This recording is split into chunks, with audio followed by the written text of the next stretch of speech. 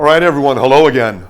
Let's keep talking on the topic of thermodynamics. There's three chapters I really wanted to emphasize in Dr. Katz's book, chapters 19, 20, and 21. We've already talked about chapters 19 and 20, and we've also talked about thermodynamics in kind of a general sense, sort of summarizing chapters 19, 20, and 21 before we started talking about these three chapters. Namely 19, 20, and 21. We've already done chapters 19 and 20, and we've talked about the some general phenomenon associated with all three of those chapters from Dr. Katz's book. Today, let's kind of finish. Let's round it out a little bit in our summary and go to the last of those three chapters, chapter 21, problems 24, 27, 33, 50, 52. 53, 61, 71, 77. This is Dr. Katz's book on physics called Physics for Scientists and Engineers, Foundations and Connections, Volume 1, First Edition. Okay. So when you hear me say the Katz book related to these videos, we're talking about the first edition. This is thermodynamics, and we have it up here. Eventually we'll start erasing a few things, give ourselves a lot more blackboard space, but just kind of hit some of the hallmarks of what we need to be doing, guys, related to all this. At least let me mention the hallmarks here. So it's still on thermodynamics. Let's start with problem number 24 and see what we can say about it. And again, it's always under the assumption we're reading the book, you guys. You've seen the notes I've already provided. In addition to the very first video pertaining to the thermodynamics, which summarizes chapters 19, 20, and 21. But a lot more augmentation takes place when we talk about the chapters separately. So let's see what we can do. Let's say a few things that I think can help us out. Problem number 24 in chapter 21. Suppose 5.1 kilograms of helium gas is at a temperature of 30 degrees Celsius.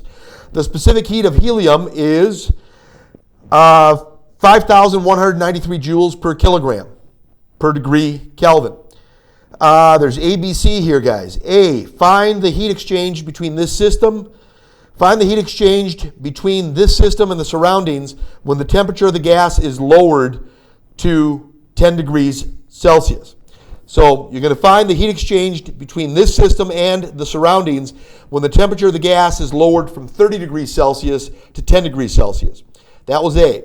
B, what is the heat exchanged if the helium is heated from 30 degrees Celsius to 50 degrees Celsius? C, what is the heat capacity of helium? So we've got the specific heat of helium, as we said. Now let's talk. Let's talk a little bit about this stuff.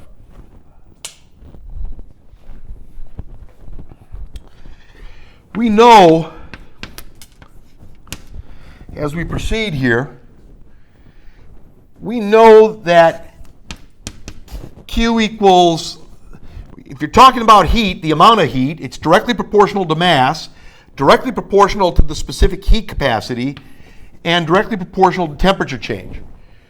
If you are talking about being able to raise something that's not necessarily easy to raise, the bigger the specific heat capacity, just tells you what it is already, guys.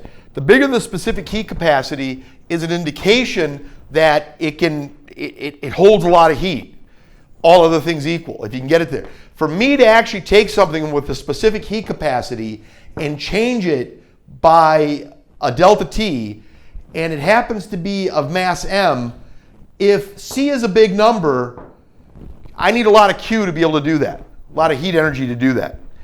So that's all they're doing here, guys. That's pretty much as simple as that when they pull something like that. 5.15. That was the mass. This is specific heat.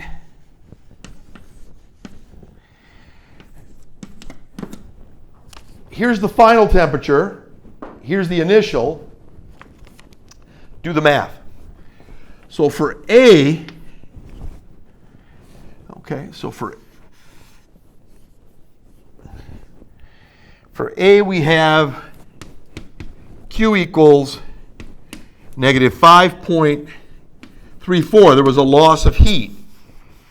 Negative 5.3488 times 10 to the 5th joules.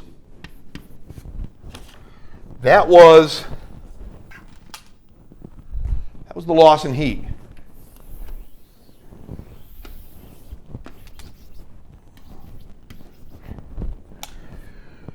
Okay, that's A. As far as B is concerned,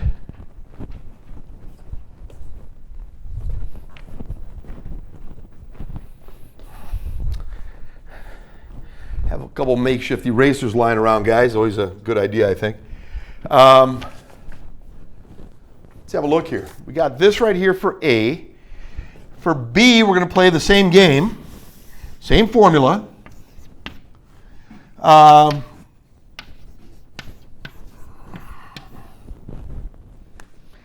And there you go. Now it's going to be the numbers are, in terms of absolute value, the numbers are identical. That needs to be said. 50 minus 30 has the same absolute value as 10 minus 30. What's the difference going to be? You know what the difference is going to be, guys. I mean, the difference is one's going to have a positive sign and one's going to have a negative sign. But that's it. So here it got from the environment this much heat.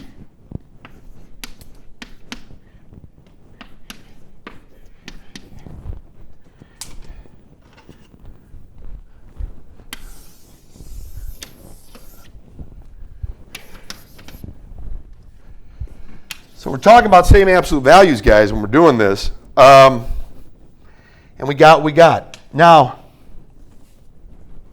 let's be careful. I mean, let's kind of, the language is a bit confusing sometimes. The specific heat of helium was 5,193 joules per kilogram per degree Kelvin. So I don't particularly like the way it's written. There probably should have been parentheses in the denominator regarding that, or perhaps written in a different manner. But anyway, it is what it is, guys. So 5,193 joules per kilogram per degree Kelvin. What is the heat capacity of helium? So this was the specific heat, rather, forgive me. This was the specific heat. The specific heat was C. They gave us the specific heat and we dealt with it, and we used that in both instances. What is the specific heat? That was it. That was it in both instances. So, the specific heat capacity, let me just see exactly. No, forgive me. That's the specific heat, period. That's the specific heat. The specific heat capacity is, you know, the way they give it here, the symbolism here, they got a symbol like that, and they're saying it's M times C, which is 5.15 kilograms times 5,193. So for that material, what is the heat? We had the specific heat capacity. So let's kind of basically, let me write this better. Let me say here. This is the C, and this is, it's hard to make it the way they make it, but MC here.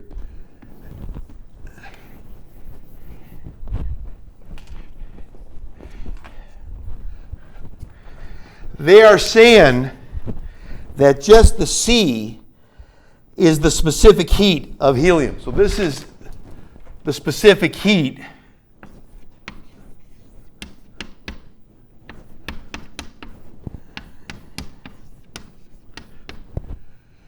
and this right here is the specific heat capacity.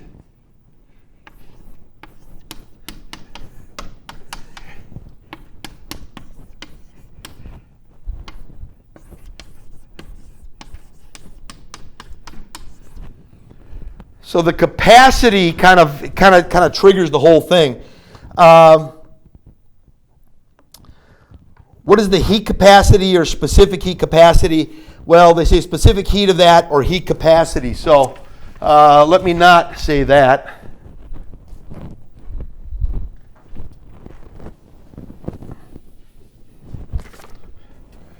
Just heat capacity.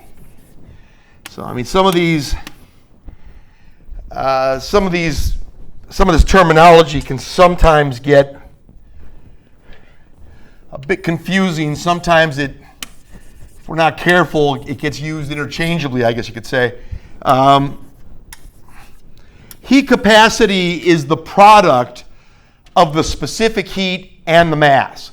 So the capacity, as I was trying to say earlier, but I use specific heat capacity. The capacity pertains to what is something that would contribute to the capacity of something to be able to hold heat?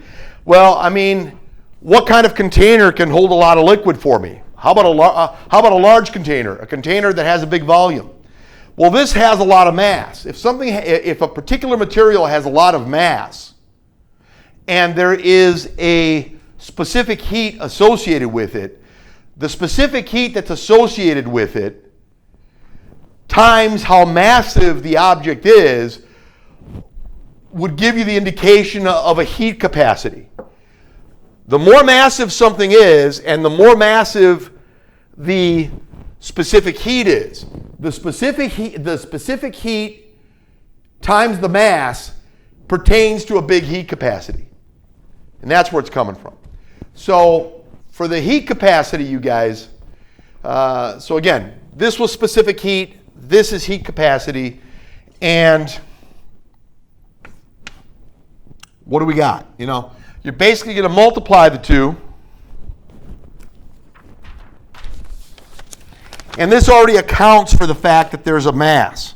All you got to do is worry about what kind of a temperature differential you're going to put this thing through. So what we got is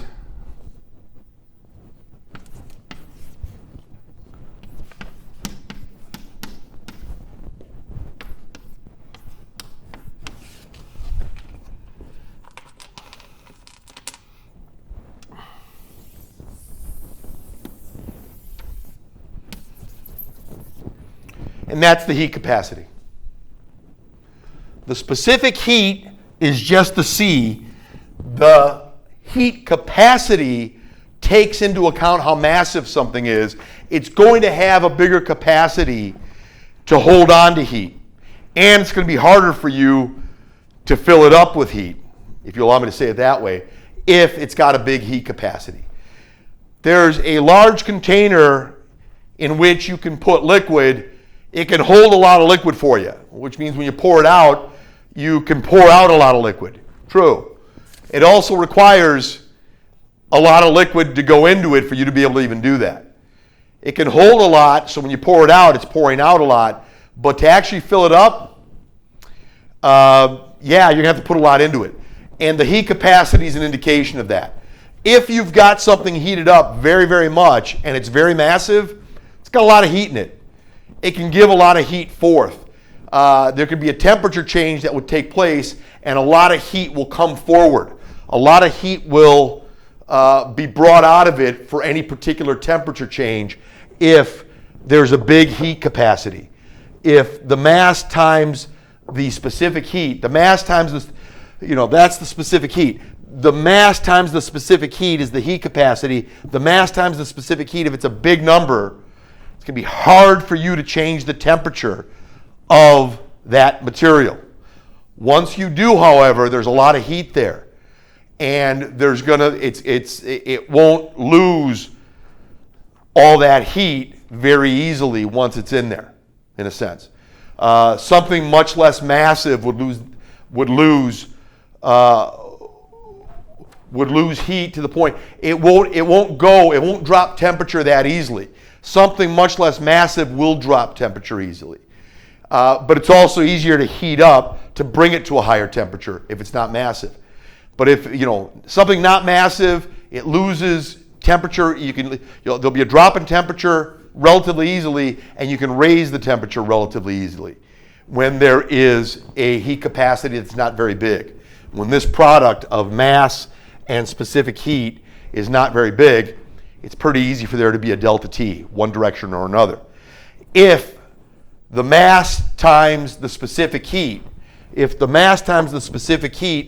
is a big number, the heat capacity is a big number, it's hard for you to change that delta T. It's hard for you to change and get a big delta T to happen. A lot of heat's required to do it. Once you've done it though, it'll be a lot of heat that will have to come out of it for the temperature to drop. It's a lot like saying a container of something, right? And how that plays out. So that's 24, you guys. 27.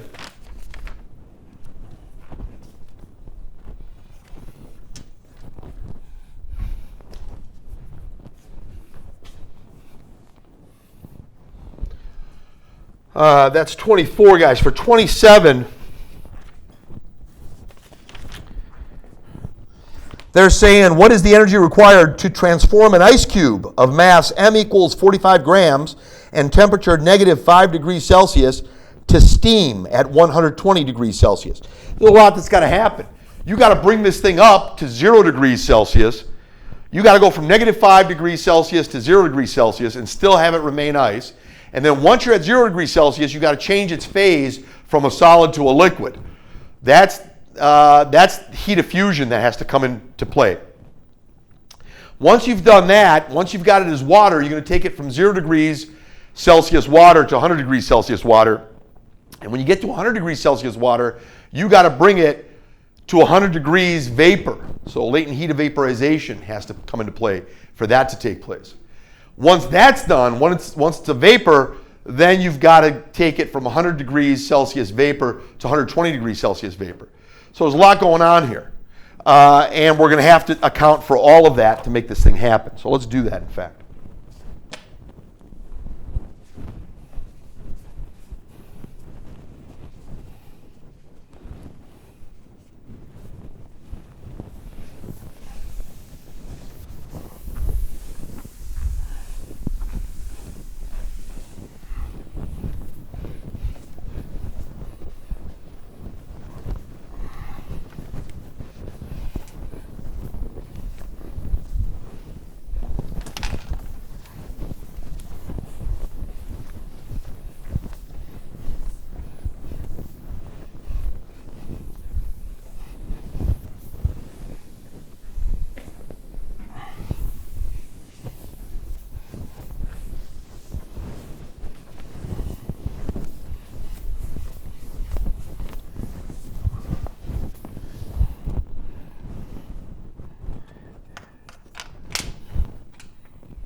Okay, a few things going on. Let's kind of just go down the line with them, and I think we're going to be okay.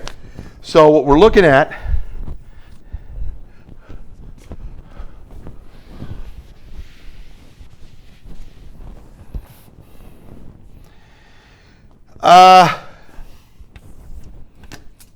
Q total required to get this job done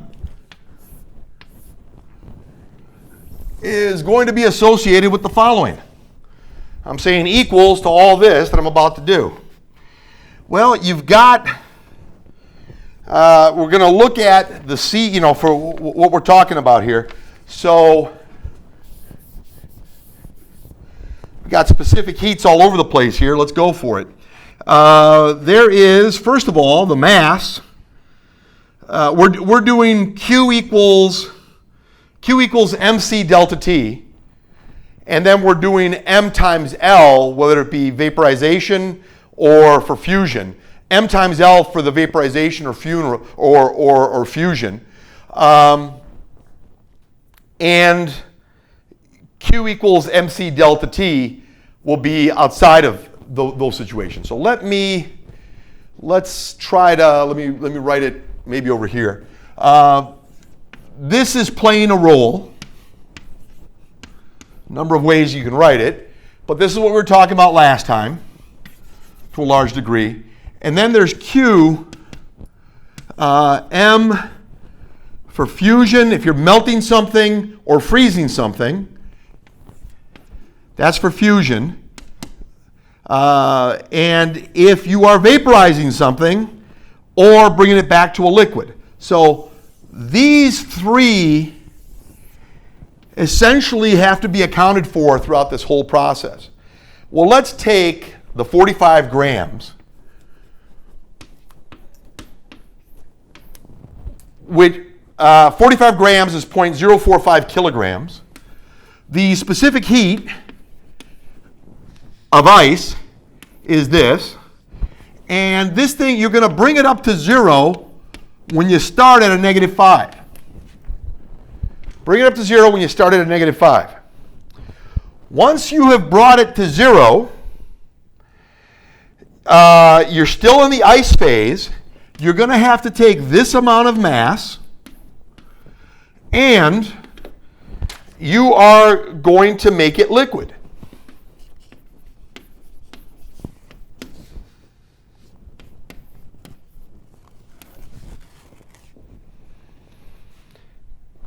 And once you've made it liquid, you are now going to make it go. See, you haven't gone beyond 0 yet.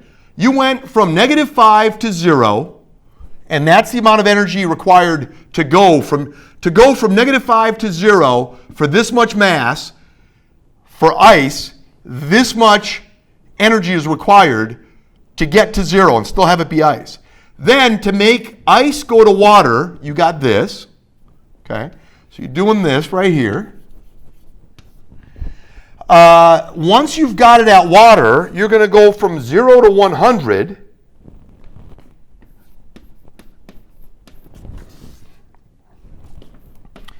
With this kind of specific heat. This is the specific heat of water, 0 to 100. That's 100 minus 0. It's liquid. You're just raising the temperature of liquid. Then you're going to take that mass, which is all liquid, and you're going to vaporize it. You're going to make it into a gas. It's a lot. I mean, that's the very fact that you're taking something way beyond the freedom it had before, liquid to vapor, kind of is indicative of this being a bigger number, the latent heat of vaporization. Whereas here, the latent heat of the latent heat of fusion is on the order of, maybe 9 times smaller, 8 or 9 times smaller. We could maybe look at the numbers on that, but try to think about it, how you actually look at it. You have 22 here, about 7, about a factor of 7, let's say, or so, 7 or 8, whatever.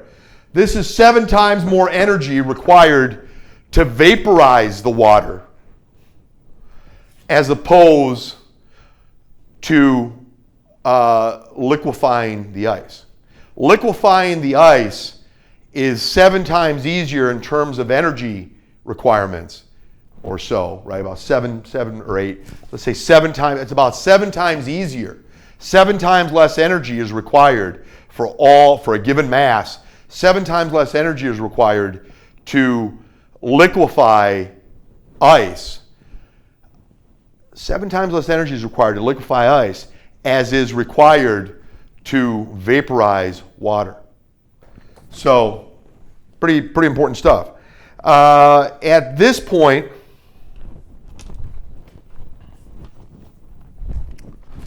let's see what we got here.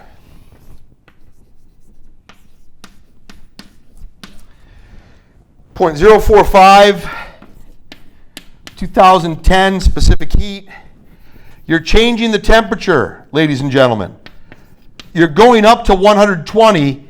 You'd already brought it up to 100, so it's 120 minus 100. Well, yeah, it's a bit of a mess, but there they are. There they are. You got all of this.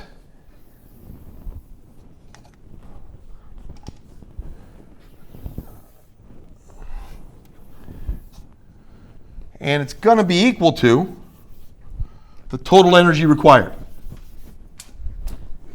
That's the argument. That's essentially the argument. You had to use all three of these to get to that. Well, okay, to make the long story short,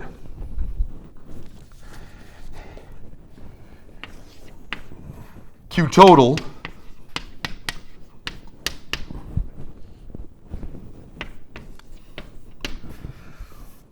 $137,821.5 joules. Gets written a bunch of ways, guys. I don't. The web-assigned system's pretty flexible. Just play the game the way you're supposed to play it. I look for the answers probably to a high degree of specificity. I don't make the requirement of significant figures. So, as such, you're not going to have quite the issue. But this is what it is. You grind out that mess over there that we have. Either way, they're both the same thing, guys, just written in different ways.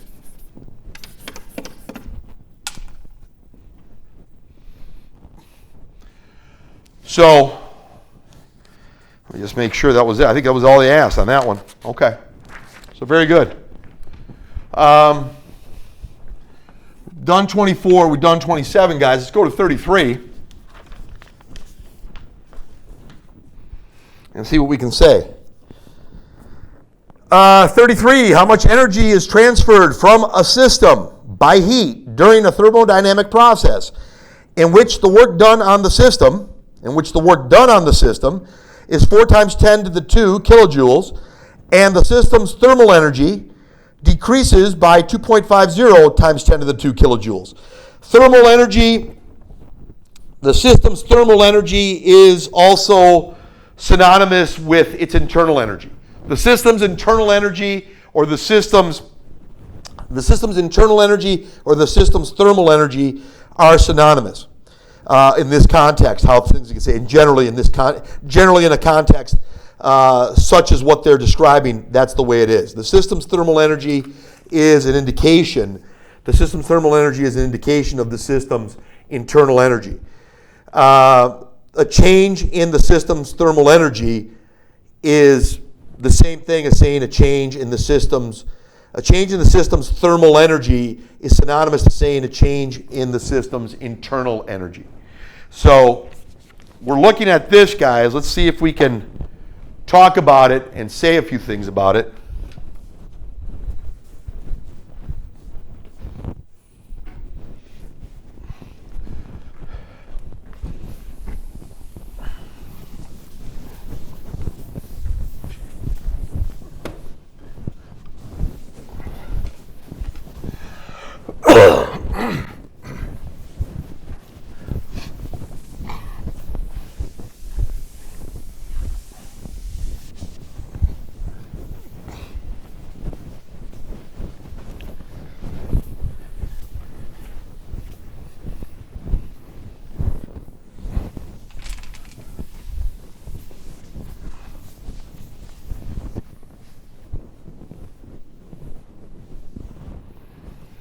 Okay.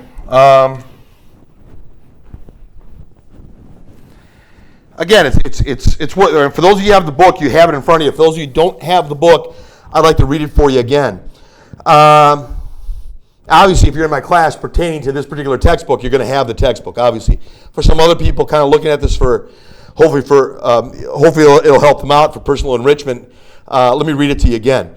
How much energy is transferred from a system by heat? How much energy is transferred from a system by heat during a thermodynamic process in which the work done on the system is 400 kilojoules, 4 times 10 to the 2 kilojoules. And the system's thermal energy decreases by 2.50 times 10 to the 2 kilojoules, 250 kilojoules. What's going on? Should be pretty straightforward, guys, but again, caution, caution, caution, always when we're doing these. Make sure we're comfortable with the language.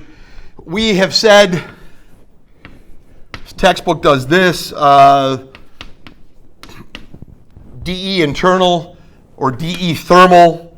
Sometimes the thermal can be a bit of an issue. I mean, because there's a lot of things pertain to thermal energy. So let's not go there. But frequently when I say the change in thermal energy, it's the change in the internal energy of the system. The change in the internal energy of the system is delta E thermal, delta ETH.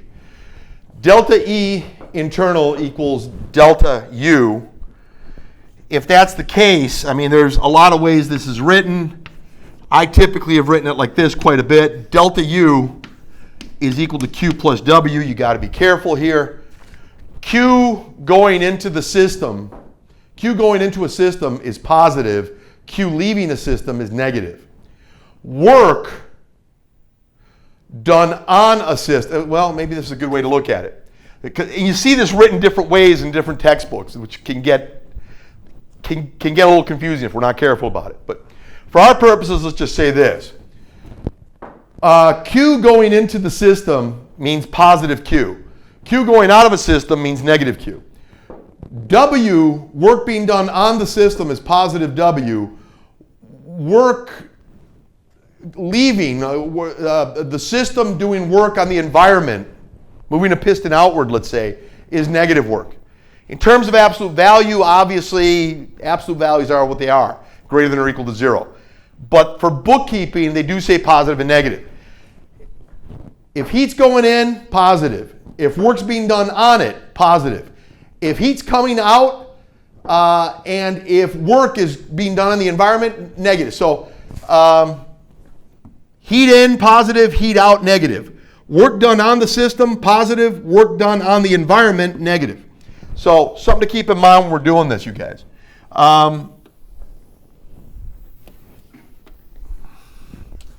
Very, very important. So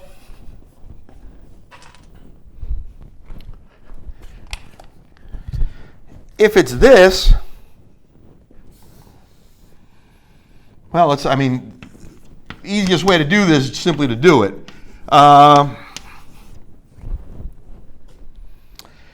We said this.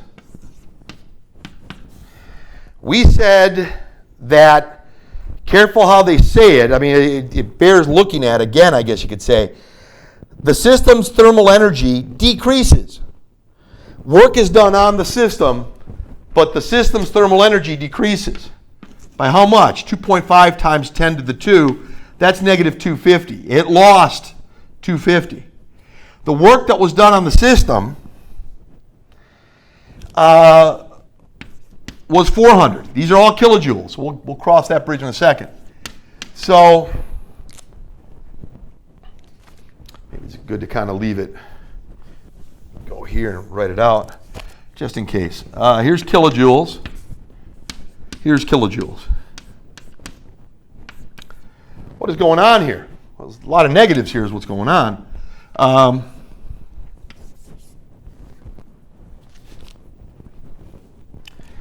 Q equals negative 650 kilojoules.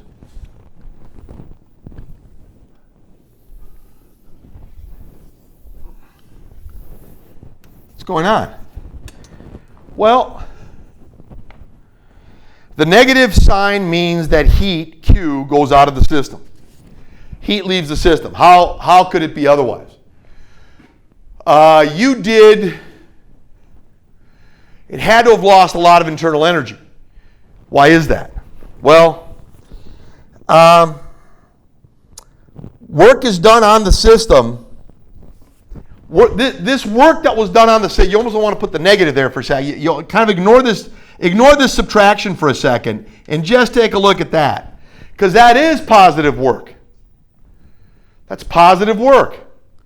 Yeah, I gave all this work into the system, and what happened? The work went in, but the internal energy still went down. What does that mean? The work went in and actually increased the thermal energy of the system, the internal energy of the system, the delta U, the delta E, The delta ETH, the delta U, same thing. Delta E internal, they're all kind of synonymous. You see them enough.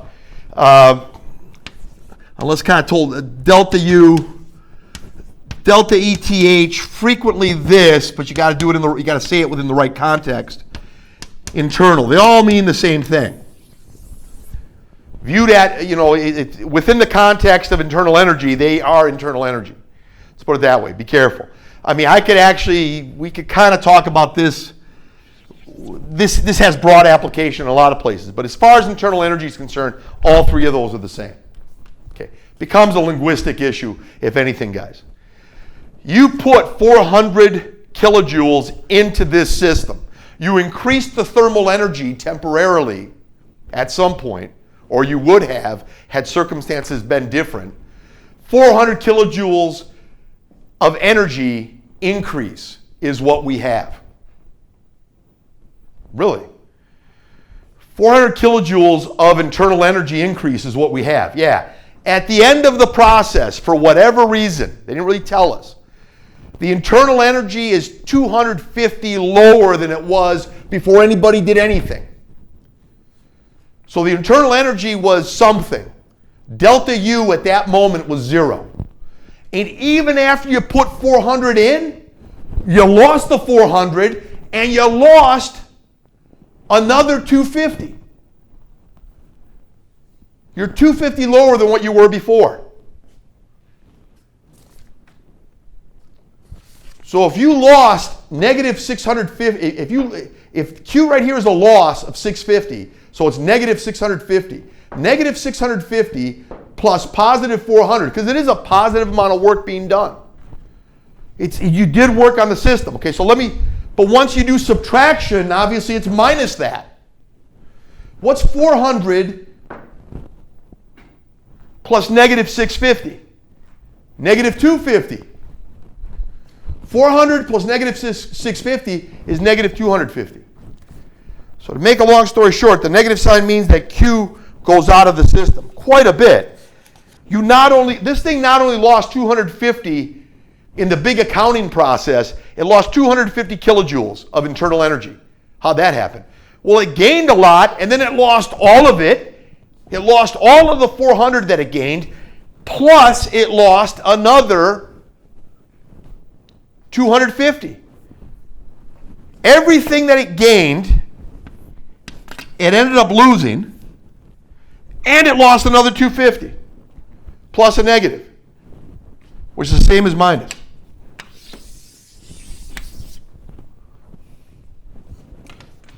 Okay? Yeah, I think that's pretty much what they wanted on that one. Okay, let's look at 50.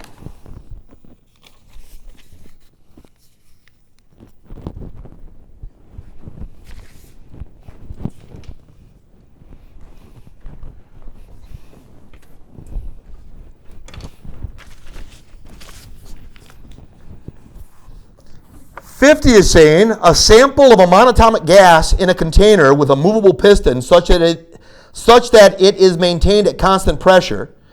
If 25 joules of heat were transferred into the gas, the temperature would increase by 75 degrees Celsius. A, now we got A and B here. A, if instead the piston was initially locked in place such that the volume remains fixed, by how much would the temperature increase if 25 joules of heat were transferred into the container? Look, if 25 joules of heat were transferred into the gas, the temperature would increase by 75 degrees Celsius. That's with a movable piston. If you don't let the piston move, then no work can get done. All of that 25 joules will go into changing the internal energy of the system.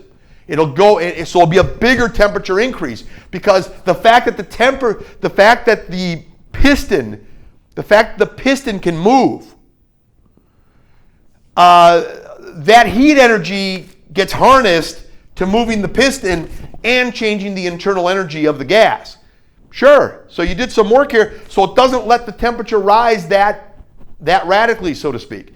But if you hold the piston fixed, all the heat that you put in there It's not going to get separated. The heat's not going to go, oh, some to doing work and some to changing the internal energy of the gas. No.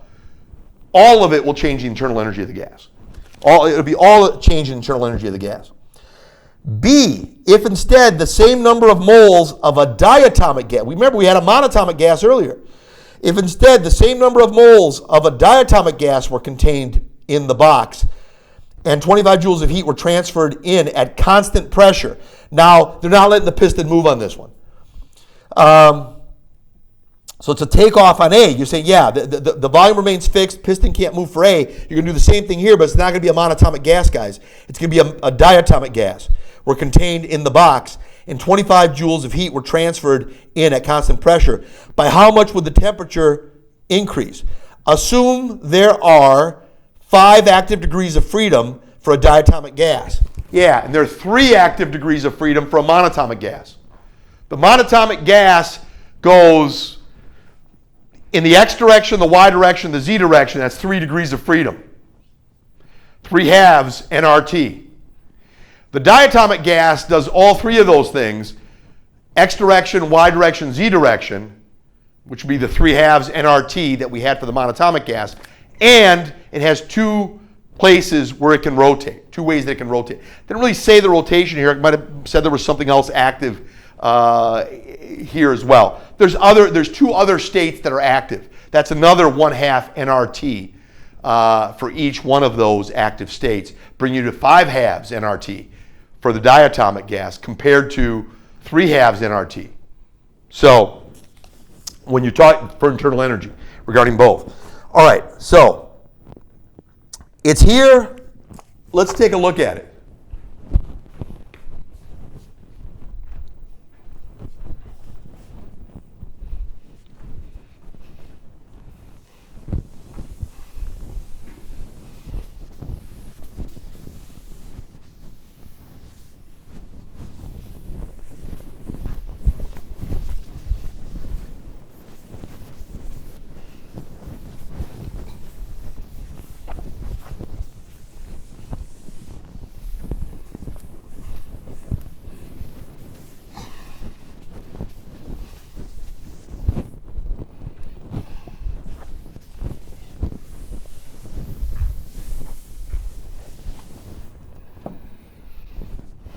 Okay.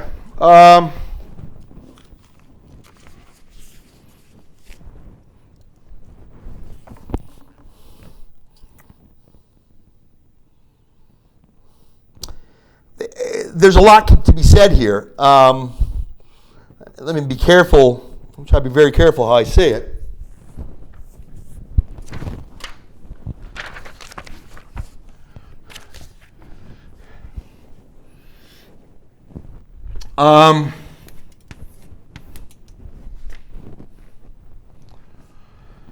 For 50, if you want to change, maybe this makes sense, maybe this doesn't. This is true. The conclusion I'm going to draw is if all other things are equal in a particular set, let's say we're dealing only with diatomic molecules in both scenarios, but I've got the same number of molecules, capital N, which is the same as small n times Avogadro's number, capital N sub A. If I got the same number of molecules, similar to saying the same number of moles means same number of molecules. We know anytime we're doing this, we know that the number of molecules is the number of moles times Avogadro's number is what I'm trying to say. The number of moles and the number of molecules are directly proportional to each other, and this is the constant of proportionality, Na. Okay. Yeah, true. So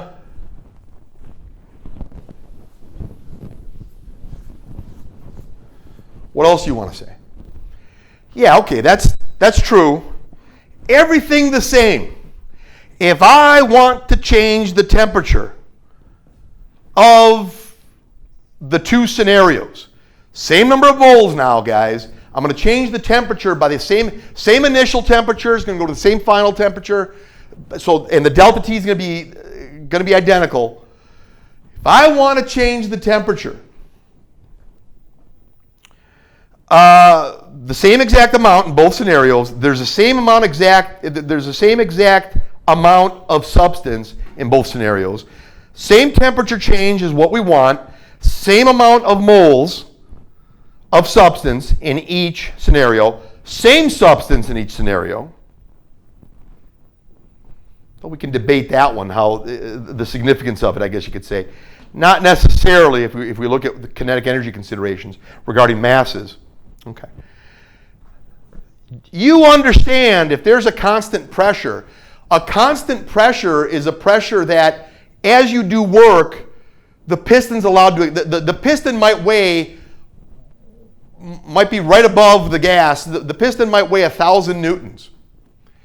And the piston's going to get picked up slowly, let's say. But it's going to get picked up because of the pressure that's exerted on it.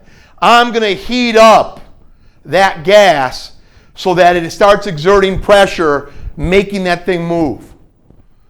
The increase in temperature, the heat that I put in there associated with the increase in temperature is going to make that piston move. The piston's weight does not change. It is a constant pressure process. A constant pressure process requires more energy of you for you to be able to do the job of heating that gas up. I want to change that gas's temperature by 100 Kelvin. I want to take it from 300 Kelvin to 400 Kelvin. That's a change of 100 degrees Celsius. That's a change of 100 Kelvin. Fine, it is. For me to change it 100 degrees Celsius or to change it 100 degrees Kelvin, same thing. Remember the Kelvin and the Celsius, as far as their size, the difference between the size of the step for each one of those is the same. Obviously different scales, and one's got to be an absolute scale. If I want to change the temperature and raise the temperature of the constant pressure gas that has a piston that's movable, that's the indication here. If I raise the temperature of that gas by 100 Kelvin, I have got to do work on the piston, and in addition to the work being done on the piston, which cools things off, I got to put even more heat in there to get the temperature to rise that way. It's easier to do 100 Kelvin rise in temperature if you've got a fixed volume. If you have a fixed volume, you're not moving a piston. All the internal energy of the system that's being changed, or the change that you're putting into it, is going to go into. All the heat that you put into this thing is going to go straight to an increase in temperature. Okay, so one's an isovolumetric process, and the way they go about this pretty well. I think it's enough that we need to talk about it a little bit. The constant volume process,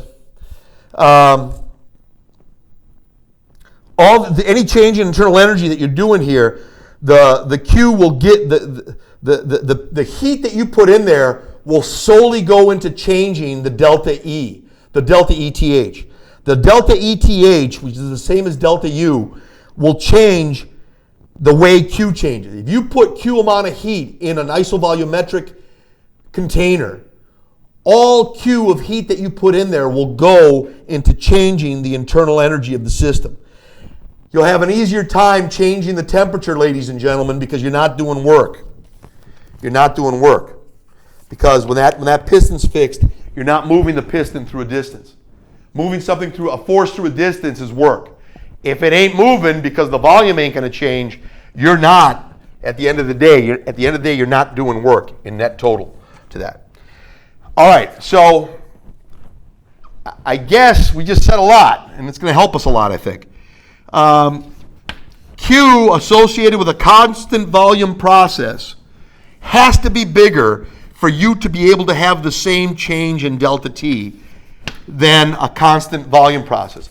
A constant pressure, Q sub P, A constant pressure process which moves the cylinder and changes the internal energy of the system, you need more heat. Q sub P has to be bigger than Q sub V. Q sub P has to do the work of moving the piston and changing the internal energy of the system. Whereas Q sub V does not have to do the work of moving a piston. It just changes the internal energy of the system. So you don't need as much of it to affect the same change. That's huge. Very significant.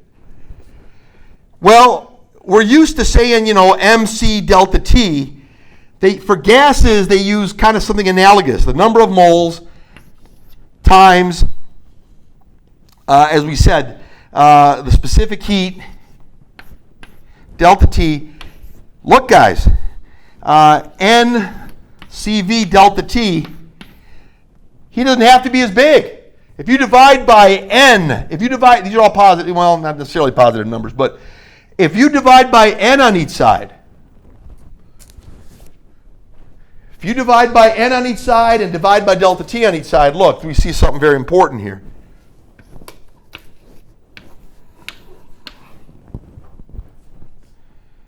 Very interesting. So that's important.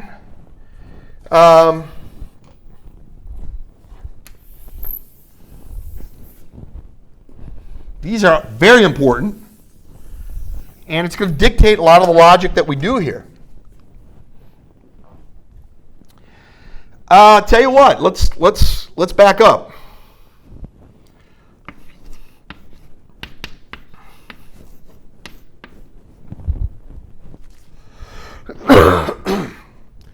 PV equals nRT. PV equals nRT.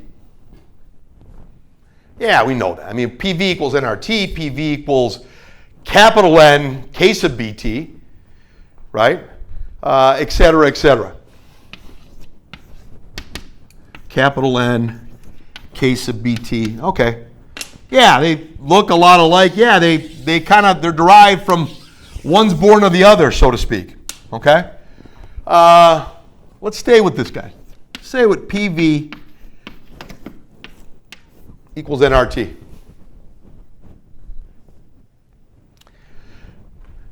Any change that takes place in the product PV is actually indicative of work. And any change that takes place with the product PV is any change that takes place with the product nRT. If they're equal, the changes go that way.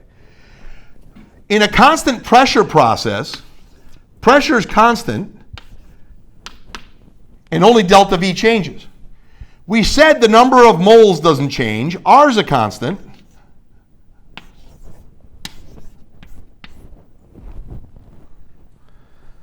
So we get to here.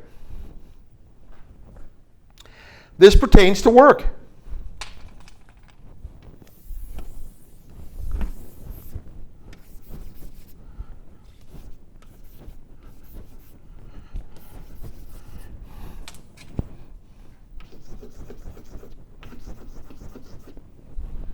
That pertains to work.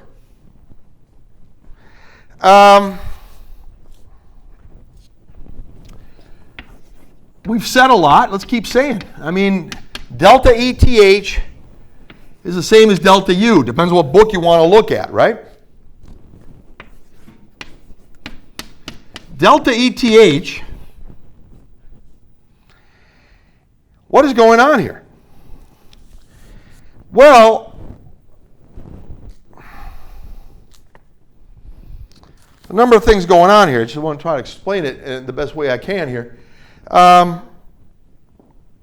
If work is done in the environment, this is work. If work is done in the environment, that nR delta T is negative nR delta T. The internal energy that is present will do work. And you know, and you know, what will happen here, and the heat that was put into it, something's going to go in there. I mean, it's this little, it can be a little odd how this can be said here. NCP delta T. If this is the heat that you have brought into the system, some of that heat is going to be robbed and used for work, and the rest of it will go to thermal energy. That's the way it looks. That's the way it looks.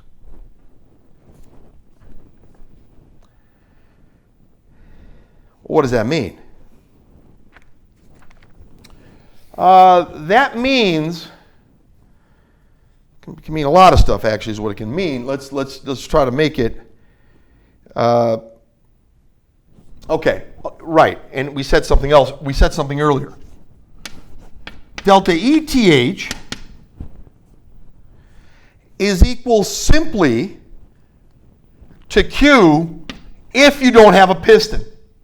If you don't have a piston, Q directly goes into doing something, giving internal energy, or, you know, the change in internal energy is going to be directly associated with Q if you don't got a piston to move. This is Q for a piston associated with what's going to be going on with the piston. The energy that's got to be put in there, all this energy that gets put in there, ladies and gentlemen, some of it gets robbed and does work. The rest will go into changing the internal energy. That's for constant pressure process. So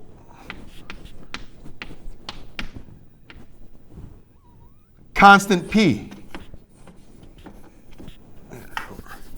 How legible that is, guys. Constant P. For constant volume, you'll see what I'm doing in a second.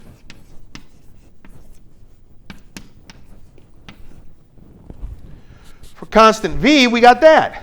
Well, what is that?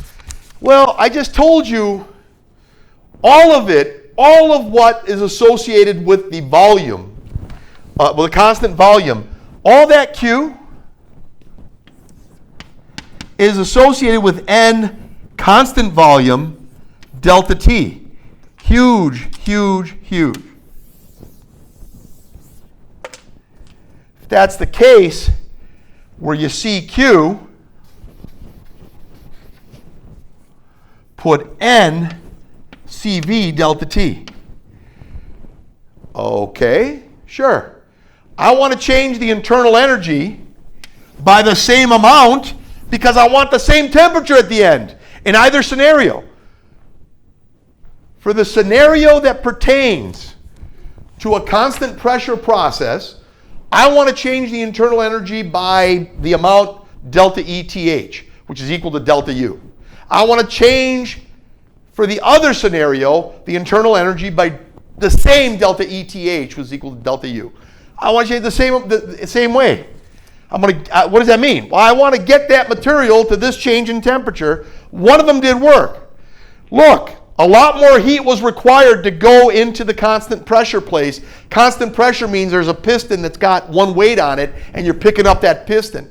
So don't think it's, oh, constant pressure must not be a lot. It's constant pressure because it's moving. It's not allowed to stay fixed. The pressure will increase if you hold it in place. But if you don't hold it in place, you're making that thing move. You're making that thing move. Well, wait a minute. Something's going on here.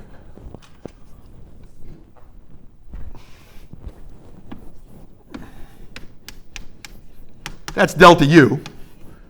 And this is also delta U. And they're equal. True.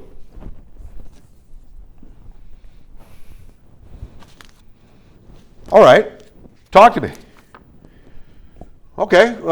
This guy is what I just said, right? We just said it. We got this, and we got this. That's equal to this.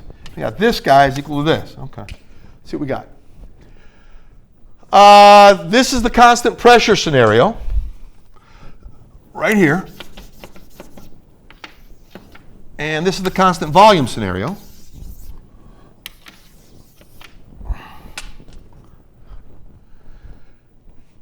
here goes. Let's go with this guy up top.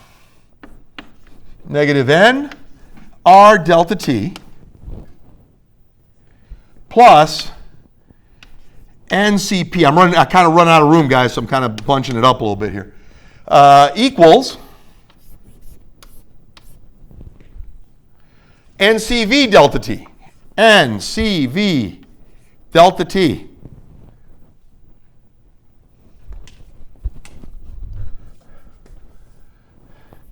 That's C sub V. I just don't know how well you can see it, guys. I'm going to come over here.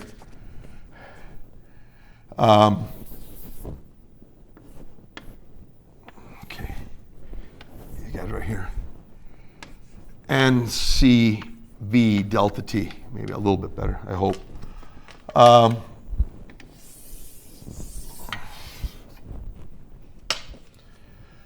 Why don't you add a positive NR delta T on each side?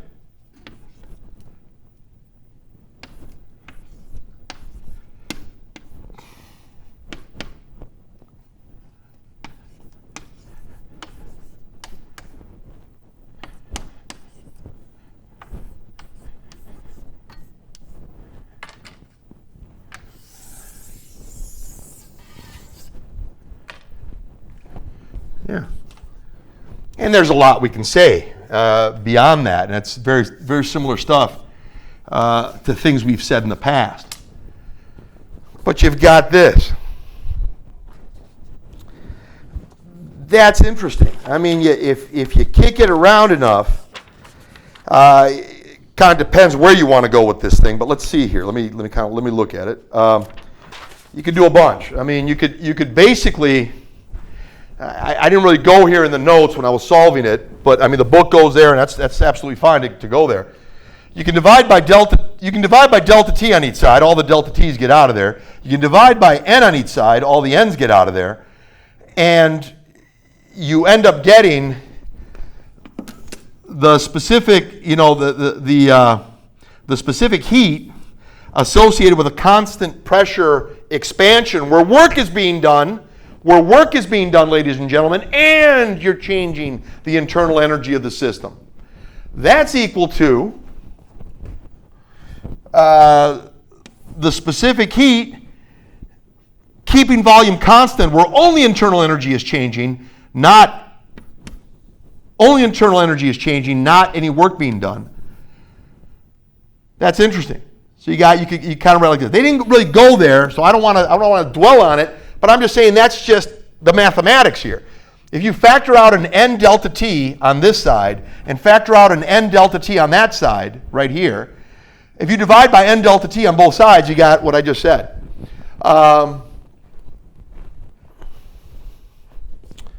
Okay, so this is some introduction to it, I guess you could say.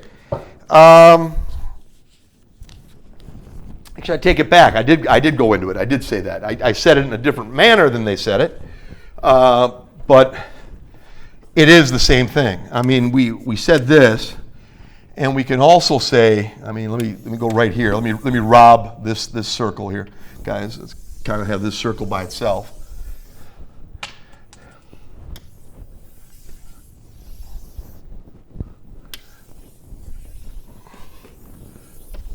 Okay. Yeah, we said that basically that's CP minus CV is equal to R.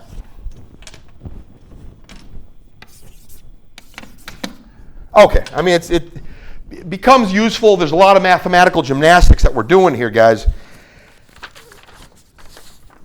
Can we talk about it? I mean, there's some definitions I guess that come into play, and then I think we're there. And I think we're okay. There's a whole lot here though, so let's. Again, our instincts tell us a bunch of things. All right, let's see how I want to write this. I want to make sure I'm explaining this hopefully decently for you guys when we're doing it. Okay, you got all the stuff. We've got the notes here. Let's build on it. We've confirmed a few things. We confirmed what I was saying over here.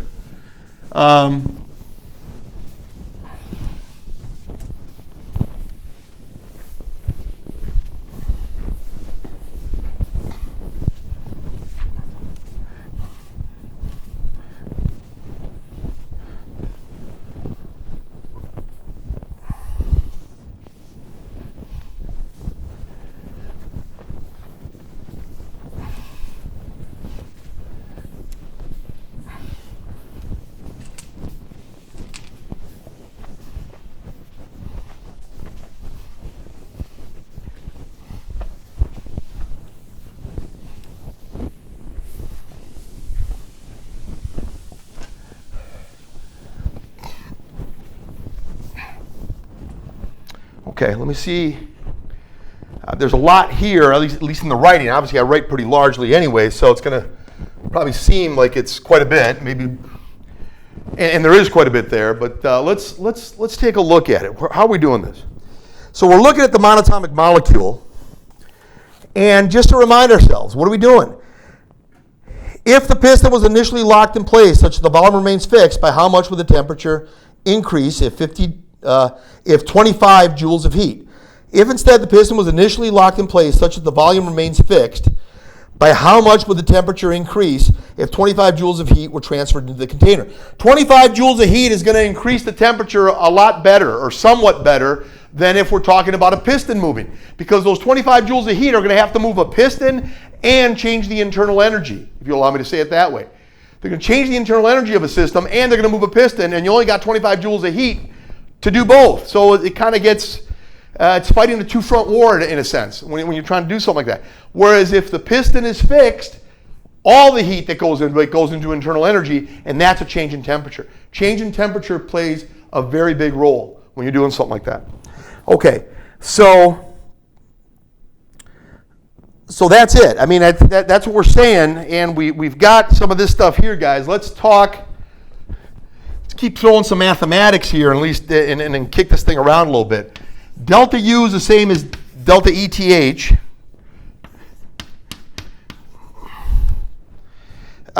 Q equals delta U minus W. We've been down this path before.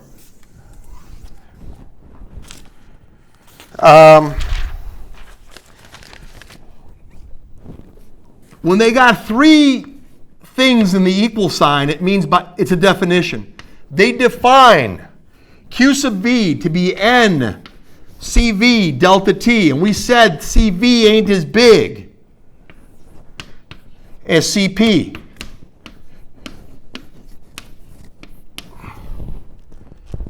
We know that.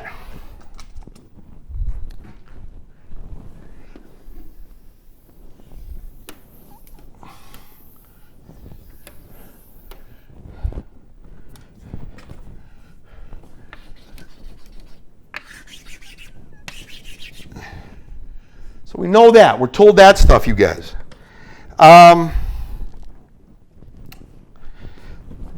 Just repeating what I've said. QV is delta ETH, is delta U, and that's when volume is constant.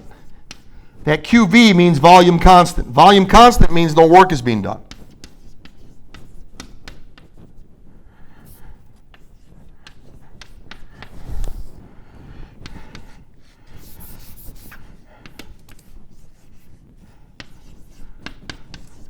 Okay.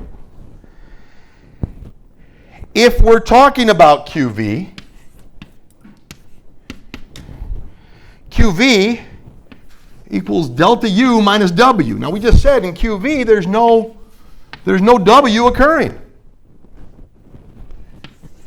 QV equals delta U, delta ETH, and that's equal to 3/2 NR delta T from our previous commentary, previous work. Remember, U is for a monatomic gas. U for a monatomic gas, the U, the E thermal, I guess you could say, the E sub TH, the U, no delta, just the U, is 3/2 N. U is equal to 3/2 NR T. If you change U, it's delta U, then you got to change the NRT. The number of moles doesn't change, the R doesn't change. The only thing that can make this happen is a change in temperature. And that's where they're getting this. That's where they're getting this.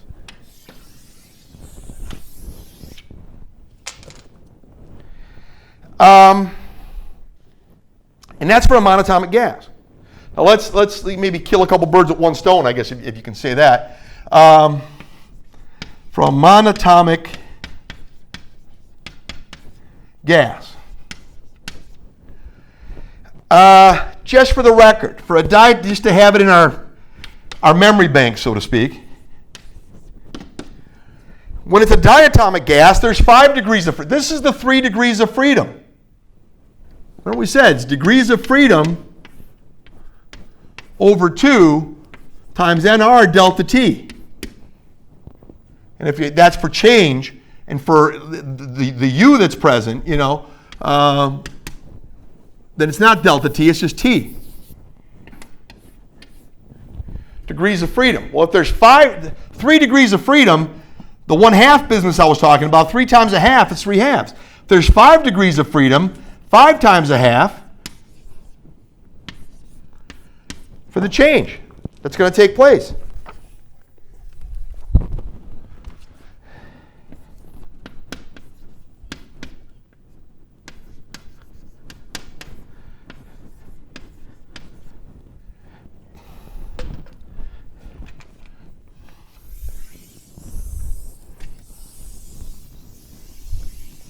Okay. So this is what it is. I mean, we've in one manifestation or another, in one way or another, we've already talked about this. We've talked about this.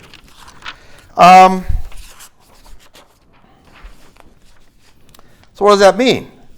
Well, it's not always going to be this, but oftentimes what happens if we're going to do this, for the monatomic gas, at least for our circumstances here, for the monatomic gas, we're going to have CV is going to be 3/2 R. Where am I getting that? Don't you remember what I wrote over here? Here's N, here's delta T. There's a 3/2 NR delta T. 3/2 times R, 3/2 times R times N times delta T is the 3/2 NR delta T. So that's where it's coming from. This is for a monatomic gas. For a diatomic gas, the CV is going to be this. For our purposes here, it's not always the case. I write in the notes. There's things that can happen. How much of a speech do we have time to deliver? You know, for right now, let's say this. This tells us a lot as is. This is good enough for us right now. Active degrees of freedom, the whole thing here. And like I said, I commented on that. I mean, I got delta U equals ETH degrees of freedom divided by 2 times N R. We got delta T. You can even put a T in there if you're just talking about without a change. We got this.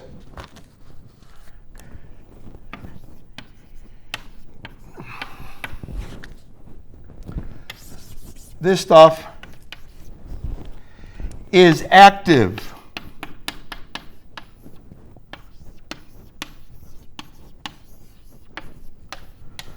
Active degrees of freedom.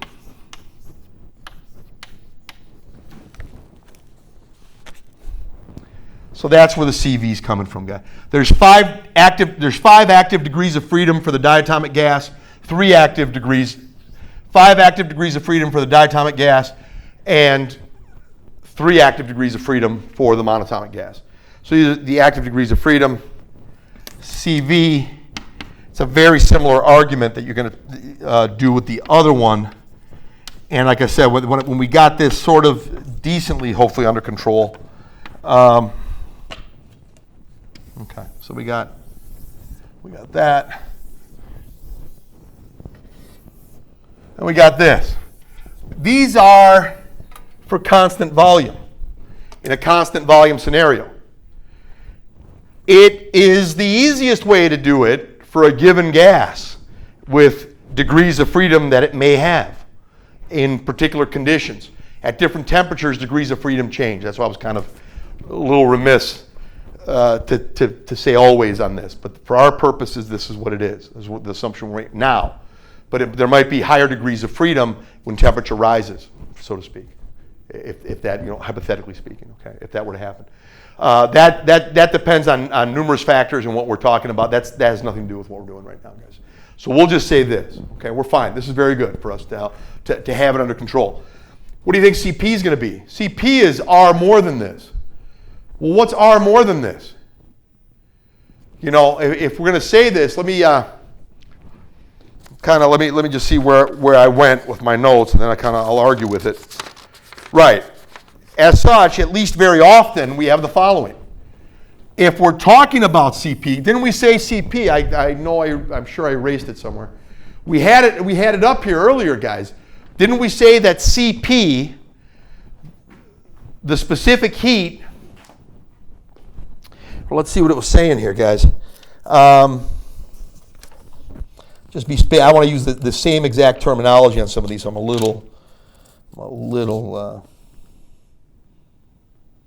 it's called the molar specific heat. I don't know. I get heat capacity gets thrown in sometimes when you say stuff. There's a lot of ways to say different things, guys. I mean, and it's in the colloquial usage of terminology.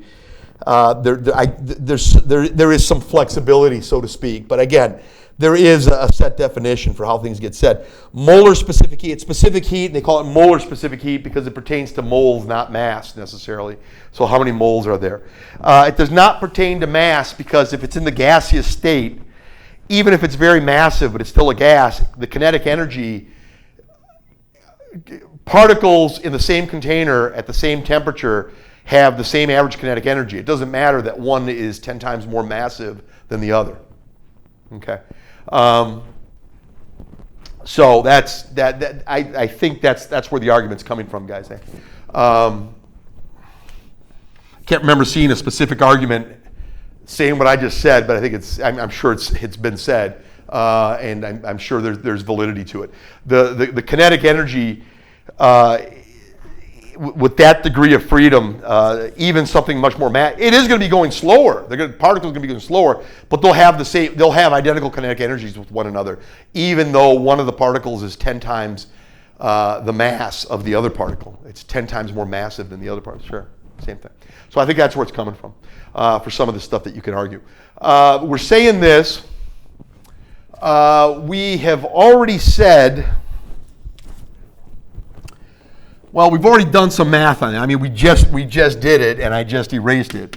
CV plus R, right? We've said this. So, guys, I don't like erasing any of this, and eventually all of it's got to get erased. But let's see how much we can do. We'll stagger it. We got the notes. We can always go back with the film as well.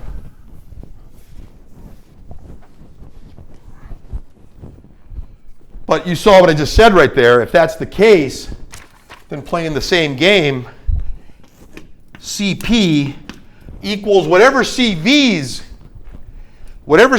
is, the molar specific heat, constant volume, plus R. Add an R onto this.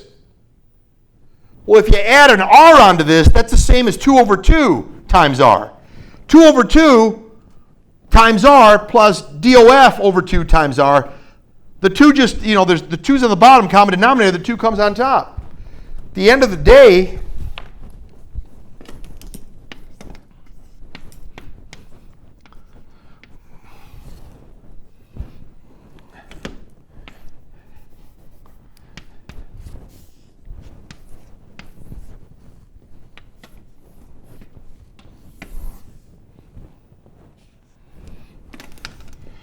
yeah. There's the 2 times R. All right, so it's gonna tell us a lot. What is it gonna tell you? Well, the monatomic gas has 3 degrees of freedom. The monatomic gas has 3 degrees of freedom. The diatomic gas has 5 degrees of freedom. So 3 plus 2 is 5. This was 3 over 2 for the CV. 3 over 2, right? Yeah. But what's 3 plus 2? It's 5 over 2 for the CP. For the monatomic. For the diatomic, there's 5 degrees of freedom. What's 5 plus 2? 7. 7 over 2. Here, it's just 5 over 2 because you got to go with its degrees of freedom. Once you add, the V for diatomic is 5 over 2 and all this business. But if you add 2 to it, for diatomic, it's 7 over 2. So we're looking at situations here, guy. I don't know how to, eventually, like I say, I got to erase some of this stuff, but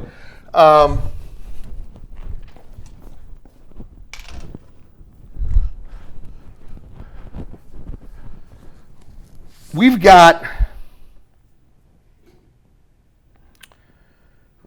let me try to make this a good way to do it. And I'll be kind of combine a little bit of what I said here on this. Because if you're going to do, again, I want to erase none of it, but let me do some of it. I mean, we've said what we have said here, guys. We've tinkered with these a little bit based on stuff we have said. Let me erase something.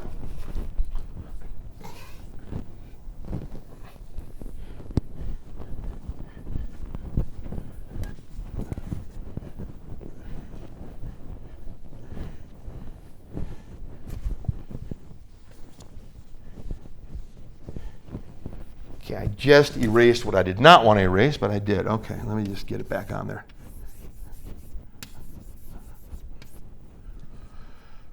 CV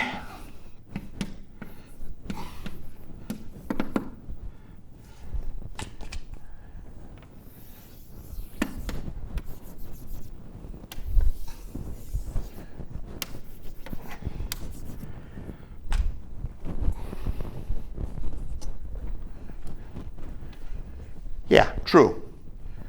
So what is it going to be this way? If you got QP, we said QP is going to be bigger.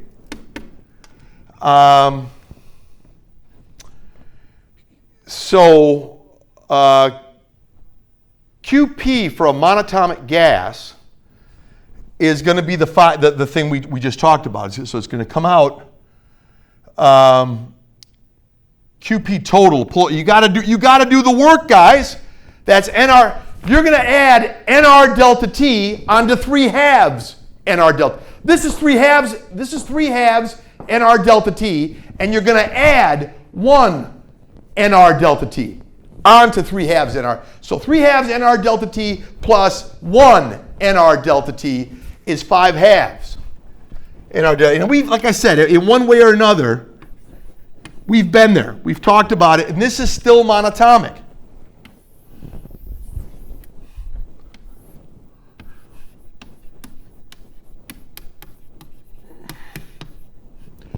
And what about the other one? Well, it's going to be what's going on with this guy.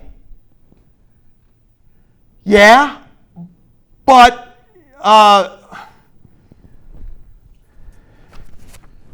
no, actually no, I didn't take that back. This is QV rather. Forgive me. This will be QV. No, this would be QP. This is correct, actually. This is absolutely correct. QP for that, and then QP for this. Nothing wrong with that. Yeah, that's fine. QP for this is you got to add 1 NR delta T onto the 5/2 NR delta T. Well, I already kind of talked about that. Not greatly, but I've talked about it. So what's going on here?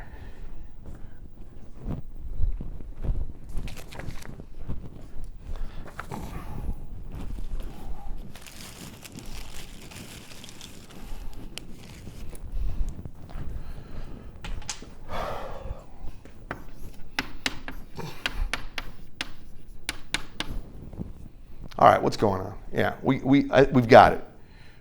We've got it. Everything's long distance like you wouldn't believe, but we've got it.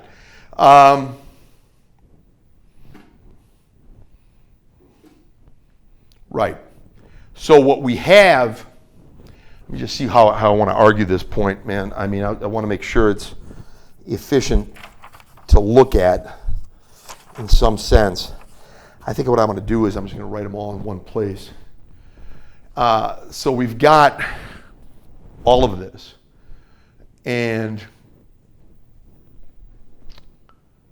I think we're doing okay. I think we've got what we have here.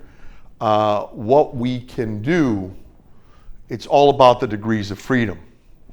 And that's where a lot of stuff comes into play here.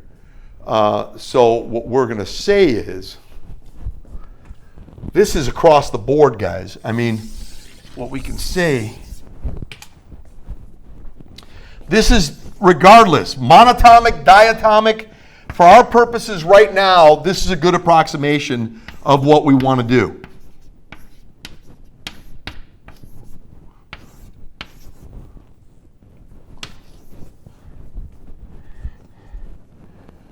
All right, this is CV.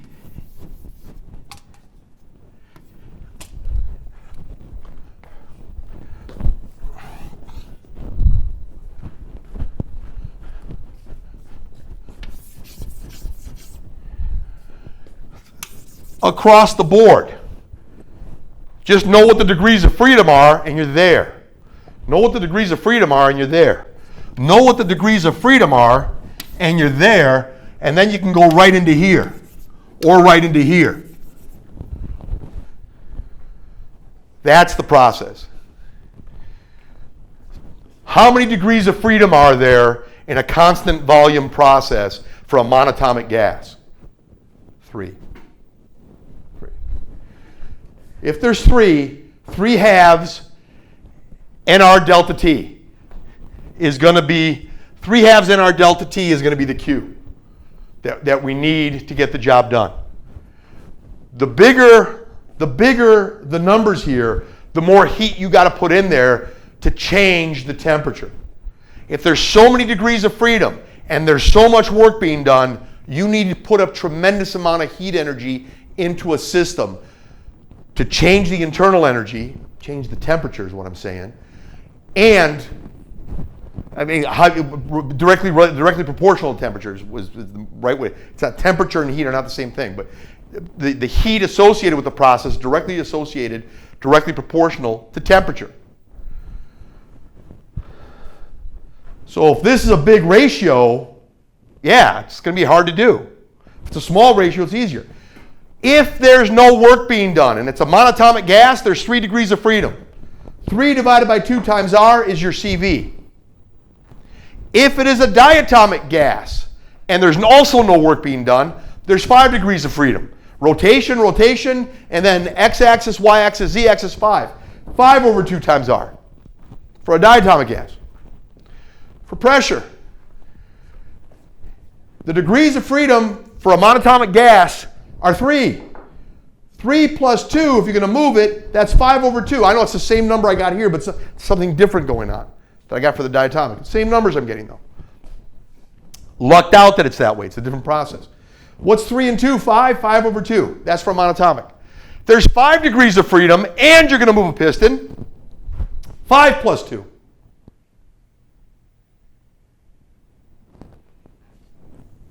So, let's kind of say that again. I mean, this stuff's more confusing. I mean, it can be, for constant volume, monatomic gas, constant volume, monatomic gas with no piston moving, no work being done, constant volume, 3 degrees of freedom, 3 divided by 2 times R, that's CV. Monatomic gas, that was monatomic gas at a constant volume. Monatomic gas at a constant volume, no work being done, means just, hey, all the heat that you put in there goes into changing the internal energy of the system. It's really going to change the temperature a lot, pretty efficiently, if you're not having to do any work. If you're not doing any work, there's simply 3 degrees of freedom for a constant volume process. 3 degrees of freedom. It can move in the x-axis direction, the y-axis direction, and the z-axis direction. 3 degrees of freedom for monatomic particle. 3 divided by 2, 3 halves R, when no work is being done. Period. For a diatomic particle, also no work being done, constant volume. 5 degrees of freedom, 5 divided by 2, 5 halves R for a constant volume for a diatomic. Good enough. For a monatomic, and there's work being done, you're adding nRT. That's 2 over 2 nRT. That's 2 over 2 nR delta T. Better way to say it. 2 over 2, that's 1 nR delta T, which is 2 over 2 nR delta T. Degrees of freedom plus 2, monatomic work being done, 3 plus 2 is 5. 5 divided by 2, 5 halves. 5 halves R is the CP for a monatomic gas. Good. For a diatomic gas and work is being done, degrees of freedom of a diatomic gas are 5. 5 plus 2 is 7. 7 over 2 times R, that's CP. Okay, that's it. That's what I wanted to say on that. All right, remember this. It's a bit messy. It's not really difficult. It's probably easier to remember it and apply it in a very functional way than it is to try to say it, I guess. At least for me, it's a little more challenging to say it. But there it is when we look at something like this. So given all of this, let's just simply remember that we said all of this. We got it. We got record of it. And let's just answer A and B for 50.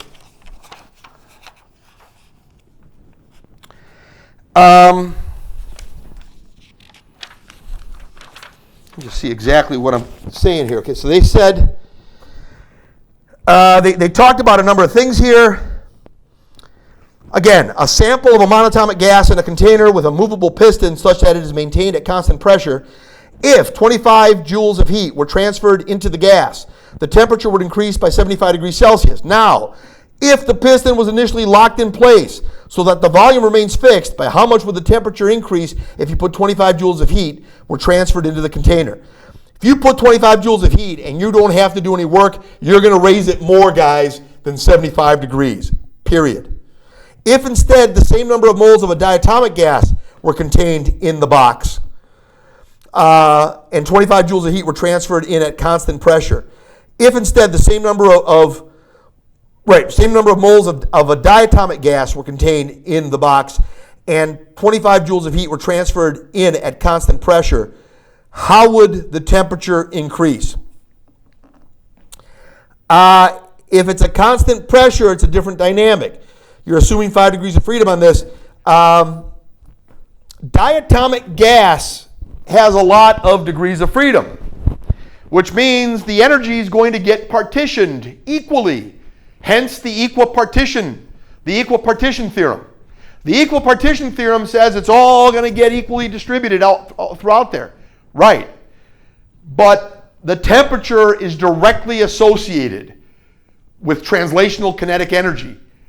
That's directly associated in that manner, okay, with that going on. So if that's the case, there's rotational aspects, vibrational aspects, potentially in different gases, and all of that energy by the equipartition theorem gets equally partitioned throughout there.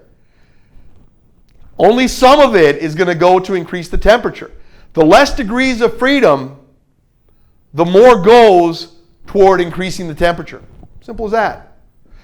If there's work being done, yeah, some of it's got to go into work too. Some of it's going to go do some work, and the rest is going to go by the equipartition theorem into, it's going to be equally spaced, for lack of a better way to say it right now, throughout the degrees of freedom, the active degrees of freedom that are present. Okay, so let's go. Let's run this thing. Let's run the table with it. Let's find out how many moles are in there, and then maybe we can start talking. I mean, I'm going to leave. Maybe leave this alone that much, and then see what I can do with the other side. I don't want to touch any of it, but you see this. You've seen it. It's written down. Now when I go through it, we don't need to deliver the speech. We know how to do it.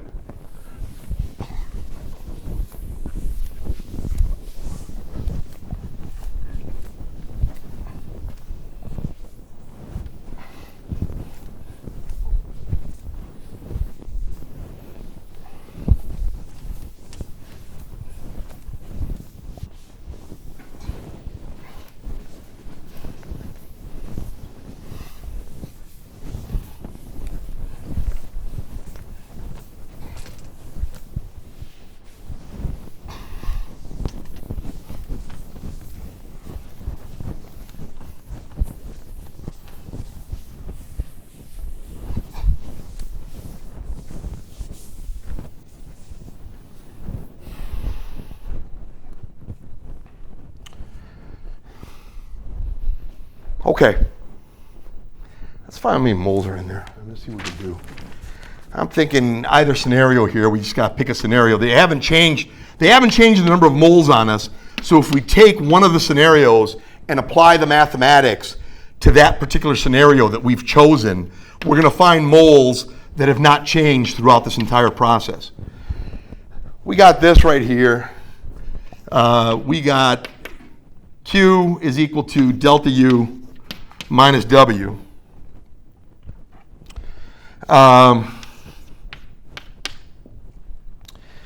We were talking about the first scenario, that it was held. I think we're staying with the first scenario on that. Had the movable piston. So what's going on here? Well, it's a monatomic gas, so the best it's going to do, or what it's going to do, is essentially this. If it's moving a piston, it's moving it outward, it's doing negative work on itself and positive work on the environment. I'll make a long story short. W is going to have to, this is a minus, I get it, but W is also a minus, it's a negative. Because it's moving the piston out. When you kick this around, I already just did this. I derived this maybe a couple times already just in this problem, but here it is again.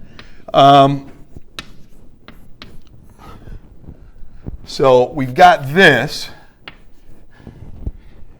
and then, tell you what I'm going to do. N is equal to Q over 5/2 R delta T, which is equal to, I'll kind of like summarize my notes a little real quick here, guys. Q is 25 joules. 5/2 remains 5/2. 8.3 or 8.315 is R. Delta T is we changed the temperature, didn't we? Didn't we go from, it raised the temperature 75 degrees. Let's just make sure the temperature, right. The temperature would increase by 75 degrees Celsius. Okay.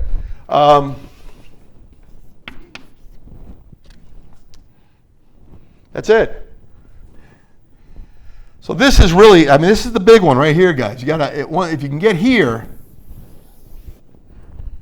then the rest is going to come out okay. I mean, you do this, knock that out, point.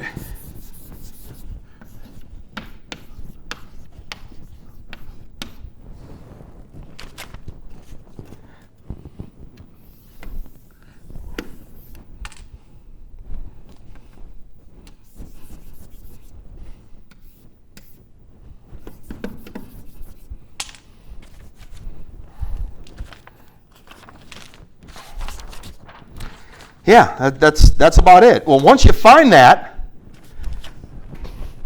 ladies and gentlemen, remember all this. We left it up there for a reason, right? Let's deal with the QV then on that. How will it behave in the QV? QV is going to be, it's going to be easier to do it. What does that mean? Well, it's going to be a bigger temperature change. If this ain't a big number, this has to compensate by being a very big number to give me the same amount that I would have had when the QP was under consideration. The QV will equal QP here because I want to know what temperature change is associated with heat that's put in there. If it's the same amount of heat put in there in both scenarios, 25 joules, I want to see where it's going to go. That's the big thing. That's the big thing, guys. QV, I mean, again, the way this stuff gets asked sometimes, it's easier when I got people in front of, it's easier when we're all in front of each other trying to do this job here, get it done right here, but we'll do what we can, right? I mean, it's the way it is. We got this. Solve for delta T. QV is 25. They said the same heat. QV is 25, I'm going to solve for delta T. Whoa, I'm dividing by not 5/2. I was dividing by 5/2 earlier. Now I'm dividing by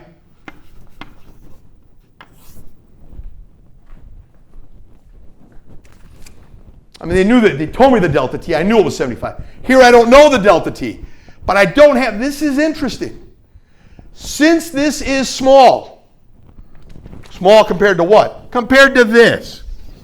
Compared to this. QP, this is really QP monatomic. QP monatomic.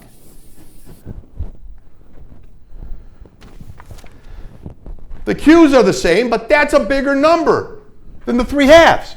Well, how am I going to get the same answer? If the N and the R are the same in both places, but this is a bigger number. Delta T's got to be smaller here than it is over there. That's got to be big.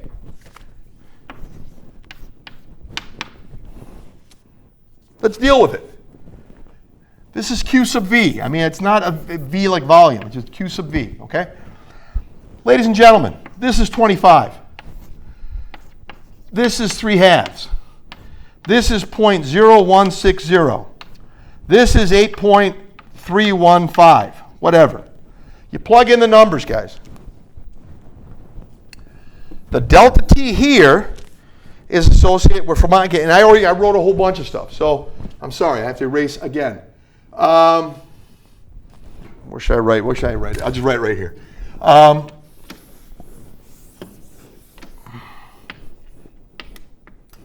Coming from here, ladies and gentlemen,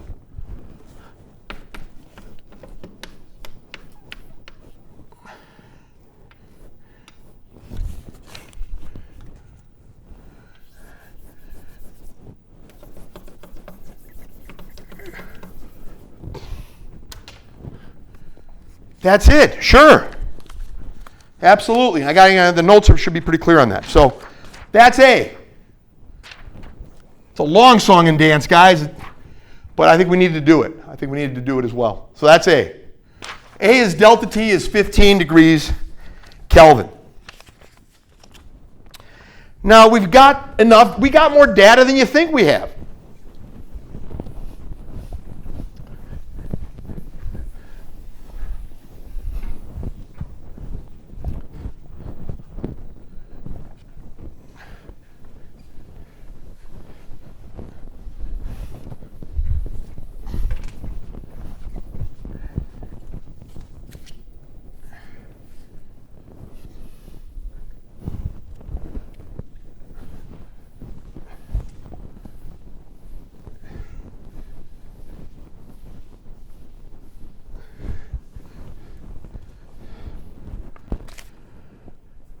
Okay, 50A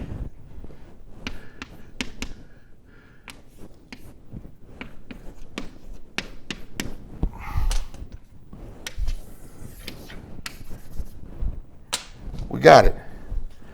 What about B? Okay. 50B, remember, that QP, and there's going to be, you know, we got different scenarios here, but QP is equivalent to, and I'm just rewriting what I got over here by QP.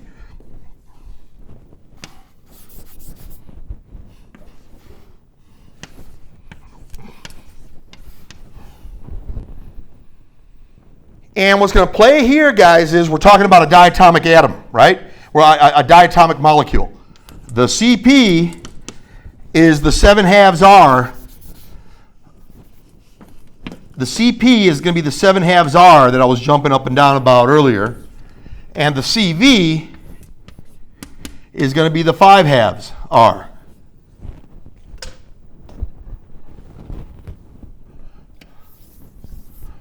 That we were talking about. That's the CP, that's the CV. And that's what we've been talking about. That's all it is, guys. The rest is kind of, it should be okay. Should be pretty smooth. QP, what does that mean? That means constant pressure. That means you're moving a piston. You not only are going, you got 5/2, 5 degrees of freedom, but you're also doing work. The 5/2 becomes 7/2. And our delta T. This is for a diatomic molecule, ladies and gentlemen. Solve this. Equals QP over 7/2 NR. All right, here goes. Tell you what, let's just cut to the chase, guys. We've been doing this long enough. We know how to do it. We got it. This is 25. Yeah, that's what they gave me. I don't think it's going to rise. How can it rise that much when I got all these degrees of freedom for which I have to fill with energy? The equal partition theorem tells me that all of those degrees, all of those active degrees of freedom are going to have equal amounts of energy going to them or leaving them.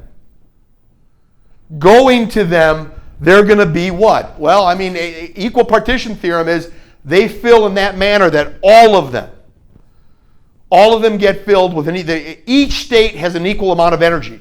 Is it vibrational energy? Is it rotational energy? Is it another kind of rotational energy? Is it, I mean, even with the vibrational energy, they may be talking about different degrees of freedom with that as well. So there's vibrational freedom, vibrational energy, vibrational degrees of freedom that are there. There is rotational degrees of freedom. To what degree? I don't, the way, the directions in which the vibrational motion can take place, there's different degrees of freedom with that, potentially. Certainly in a solid, when there's atoms that can kind of go, they're attached to springs and they can, the vibrational motion is associated with three-dimensional, with different degrees of freedom associated with that, right? So, so on and so forth. Say compression, stretching, numerous degrees of freedom. For vibrational motion, degrees of freedom associated with vibrational motion. For a rotational motion, there's different degrees of freedom associated with the rotational motion that's available. There is the translational motion. You can go in the X direction, the Y direction, the Z direction, on and on. All of those degrees of freedom are going to have energy, equal amounts of energy given to them from the energy that's put in there. Well, how can the translational kinetic energy be that great if the lion's share, if so much of it is going not only there but elsewhere, not just in translational motion? What are we talking about? Well, it's plain. Let's do it this way, guys. This is the 25 joules that we were talking about. This is 7 halves. This is 0.0160. This is 8.315. And at the end of the day, I don't think any of us need to be surprised that the temperature did not change like it did early on. None of us should be surprised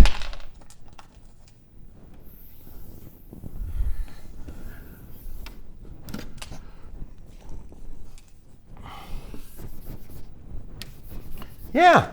Well, the 125 degrees made sense. You're not doing any work and it's a monatomic molecule. All of those 25 joules are going into changing the thermal energy, dE sub TH. Delta E sub TH, or delta U. Same thing. Delta E sub TH equals delta U. Yeah, all of it. There's no work being done. It's a monatomic molecule. The equal partition theorem holds, and it's all going in some sense of translational energy. The degrees of freedom do something. You know, there's still an issue there. There's degrees of freedom there, obviously, as well, that come into play here. So they sap it even there a bit, if you allow me to say it like that. But, man, this other one, it's not 3 halves. It's not 3 degrees of freedom, guys. Here, it's the same 3 degrees of freedom, X direction, Y direction, Z direction. That's 3 degrees of freedom. Then there's the rotational motion. Rotate one way, rotate the other. 3 and 2, that's 5. Then 2 over 2, NR, there's 2 halves, 2 times a half, NR delta T is the work that's being done. This is crazy. This is a lot. This is more than double. If it's more than double, the temperature is going to be less than half. That is less than half than this. It's all back to the mathematics. You can get yourself through it just with the mathematics.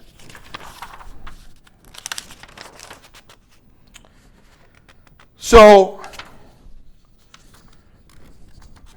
that's it. Yeah, I mean that'd be it. That's all they were saying there. Why is it, this is very important. When there was, I put degrees of freedom. The work is not really a degree of freedom. I don't know how you argue that. People who know much more than I do can tell you more. Maybe they can. Mathematically, it's almost indistinguishable in the sense. You add on to it the sense that you're having to partition the energy to work has some significance. It almost de facto acts like it's another degree of freedom that has to be accounted for in a sense. Mathematically, at least, the mathematics is what it is. That's not the big thing is, you're doing degree. It's not degree of freedom because it's not mentioning that. This is associated with work. 2 over 2 is 1. That's nr delta t, or 2 over 2 nr delta t, or 2 times 1/2 nr delta t. And this is degree of freedom divided by 2. Certainly, with all these degrees of freedom, and you're doing work. You got 5 degrees of freedom, and you're doing work. That's 7/2 nr delta t. This is such a big number, delta t doesn't need to be that big. It can't be that big. The energy is being partitioned. Hence, coming back to the equal partition theorem. Only this much temperature, degree Kelvin. Yeah, this is how much temperature, degree Kelvin, it would be if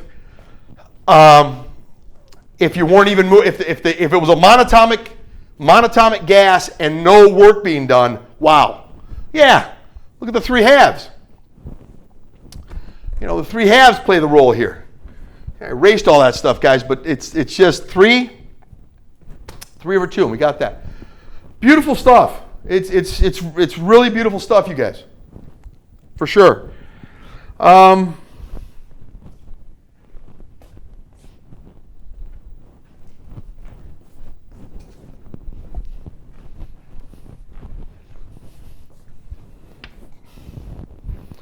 That's 50. Let's go to 52.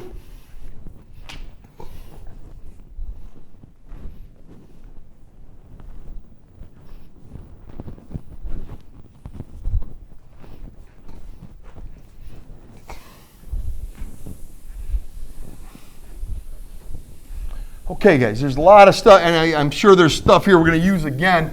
Probably don't have to write it explicitly, quite as explicitly, because we have it. We got it in the notes. We got it on the film, so we're okay.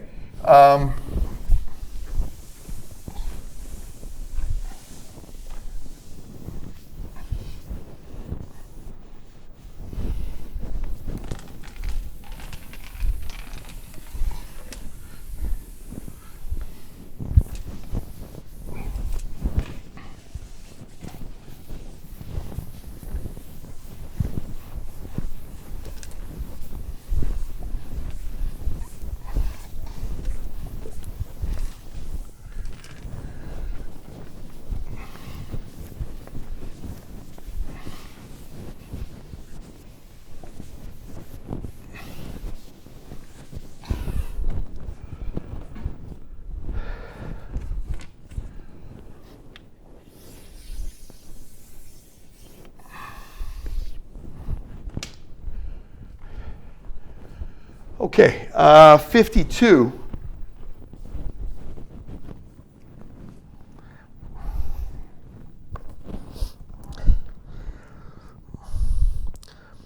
A diatomic gas is in a container with a fixed volume of 0.25 meters cubed. Assume the diatomic gas has 5 degrees of freedom. And we got A, B, C going on here with this. Okay, here's A. What is the temperature of the gas if there are 6 moles present and the gas is under pressure of 1.5 atmospheres? That's A. B, if the gas is to be heated by 250 Kelvin, you're going to raise the gas's temperature by 250 Kelvin, by 225 Kelvin. If the gas is to be heated by 225 Kelvin, how much heat is necessary to accomplish this task? Fair enough. C, repeat parts A and B for a monatomic gas. Assume the monatomic gas has 3 degrees of freedom. Right off the bat, guys, now they're saying a fixed volume, so they're kind of cutting us a break on this one. A diatomic gas is in a container with a fixed volume of 0.250. Diatomic gas is in a container with a fixed volume of 0.250 meters cubed. Assume the diatomic gas has 5 degrees of freedom. What is the temperature of the gas if there are 6 moles present and the gas is under pressure of 1.50 atmospheres? That's A. B, if the gas is to be heated by 225 Kelvin. How much energy is necessary to accomplish this task? It's a diatomic gas, guys. Repeat parts A and B for a monatomic gas. Assume the monatomic gas is 3 degrees of freedom. From 5 degrees of freedom, we're going to 3 degrees of freedom, you guys.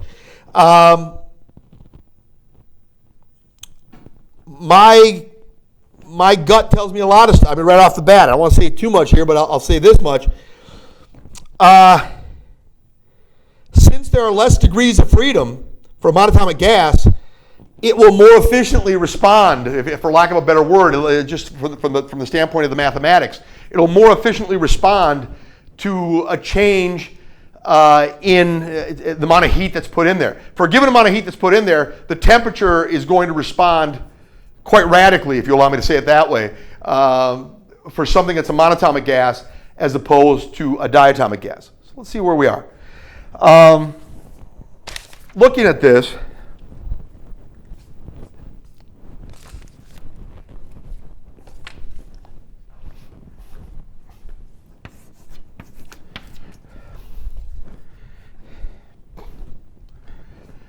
so again, I'm going to say something I think you probably, at this point, we all know this in our sleep. PV equals nRT. With that having been said, T is simply PV divided by NR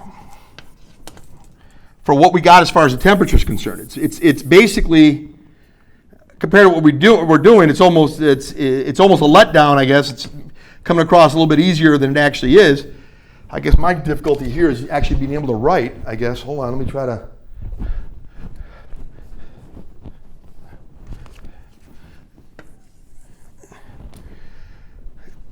T is equal to PV over nRT. Yeah, sounds good to me.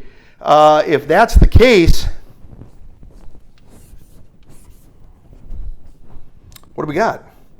Well, I'll tell you what, everything's got to be the MKS system of units. So 1.5 atmospheres, you're going to have to convert that to pascals. Be careful. Cubic meters, we already got it, so we're okay there. They gave us enough. We should be fine. Should be fine. What we have is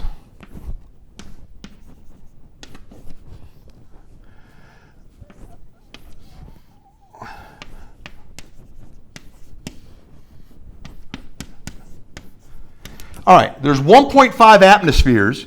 Every atmosphere has 1.013 times 10 to the 5th pascals. They used 1.01 when I looked up how they were approaching this, but that's okay. I mean, that's neither here nor there, guys. What is that? So this is pressure. Atmospheres times pascals per atmosphere. There's a little bit more than 100,000 pascals per atmosphere. There's 1.5 atmospheres, so you go with it from there. You got this right here. They told us N is 6 moles. R is 8.315. Good enough for me. Um,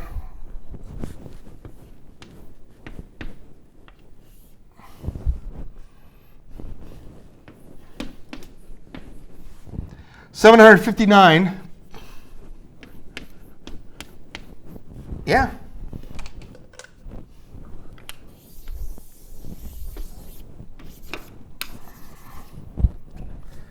That's it. That's A.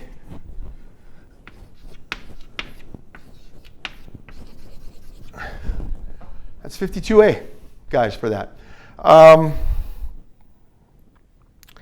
B, again, they're saying this now regarding.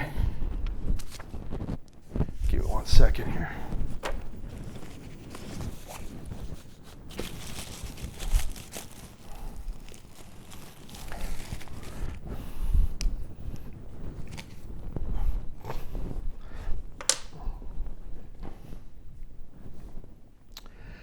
See what we got here. 52B.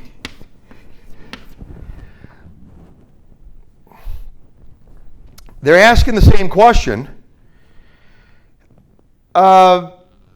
This is of interest. I mean, yeah, it's an easy question, but let me at the same time kind of Pre-parts A and B. Okay, how much heat is necessary to accomplish this? Okay, this should be pretty straightforward, guys. This one right here is, they're basically saying, okay, let's do a diatomic gas. Let's keep constant volume. There's 5 degrees of freedom. We're not talking about work being done. It's a diatomic gas. It's this. Yeah, fine. 5 halves is 5 halves. They told me 6 moles. We know this is 8.315. And we know that the change in temperature, they didn't say get to this temperature. They said it'll change the temperature by this amount. It's heated by 25. It's heated by 225 Kelvin. So on and so forth.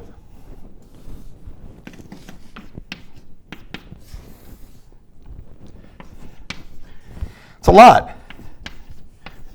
I mean, relatively speaking, I guess you could say it's a lot. I mean, it's a lot. I mean, why do I say it's a lot? Well, I say compared to something else, it is a lot.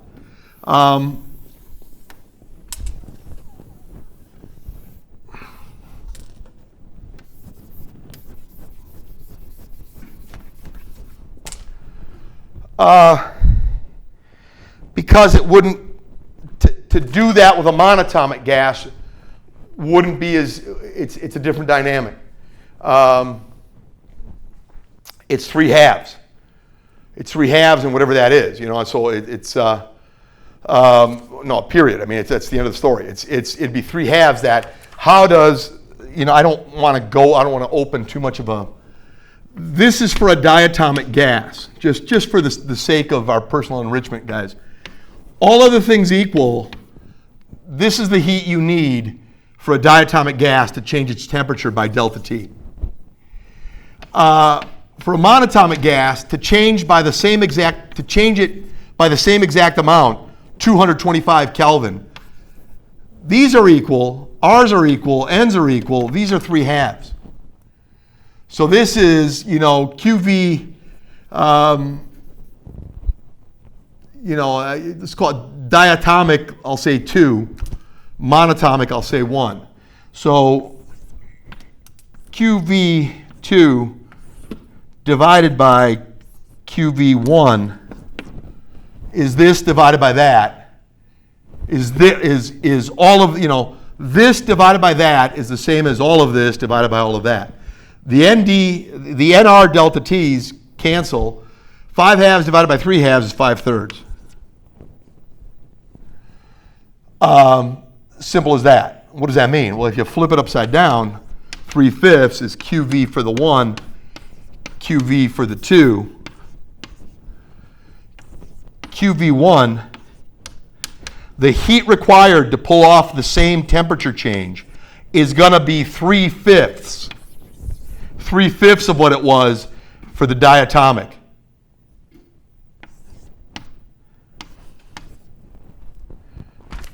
So this is a lot. If you get 3/5 of it, you know, that's where it's coming from. That's where this is for diatomic, monatomic, something like that. All right, that's kind of, can do a whole lot here, man. There's an ideal, we're going to move on, guys, provided the assumption that we're dealing with ideal gases. And we're dealing with ideal gases across the board. And so in every situation, an ideal gas is present, then the degrees of freedom have no effect on the ideal gas law. The degrees of freedom aren't going to have any effect on the ideal gas law. PV is going to equal nRT. However, the T is going to be the delta T that can occur for a given amount of Q that you put in here. There is a difference. Because of the equal partition theorem, things are going to get partitioned in different ways. So in that regard, there is something to say. So let's see here. I said what I said here, guys. So that could be of use, if not directly in this problem, in some other problem, certainly, I believe. See what I can say here, guys.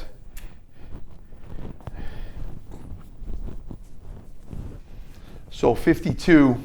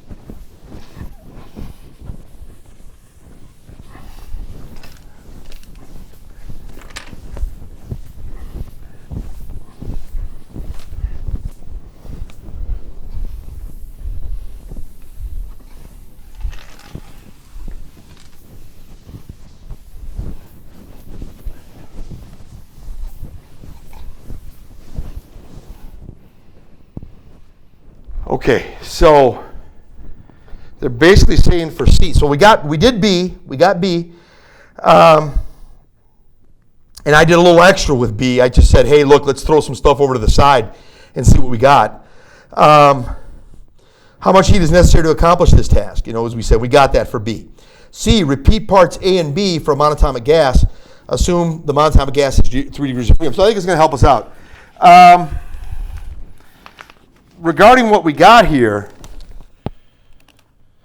we're making the assumption it's an ideal gas present, so the degree of freedom had no effect on the ideal gas law. It has no effect on the ideal gas law, you guys, provided you get to the temperature change that you wanted to get to.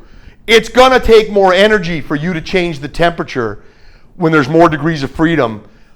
By the equal partition theorem, we know, we need more energy to be able to get the average translational kinetic energy of the particles moving at the speeds we want them to be moving at. More energy is needed. Once they're there, the ideal gas law, PV equals nRT, is not going to be an issue. So for diatomic molecules, we're assuming that we got everybody moving at the speeds we want to get them moving. It is harder to do that when there's more degrees of freedom with which you have to contend, as we've said. The part A from there is basically, as we said, this does not get affected once you actually get to a temperature, assuming we're dealing with ideal gases. If that's the case, T equals PV over NR. That's going to come out to what we've had in the past. For this one, for monatomic.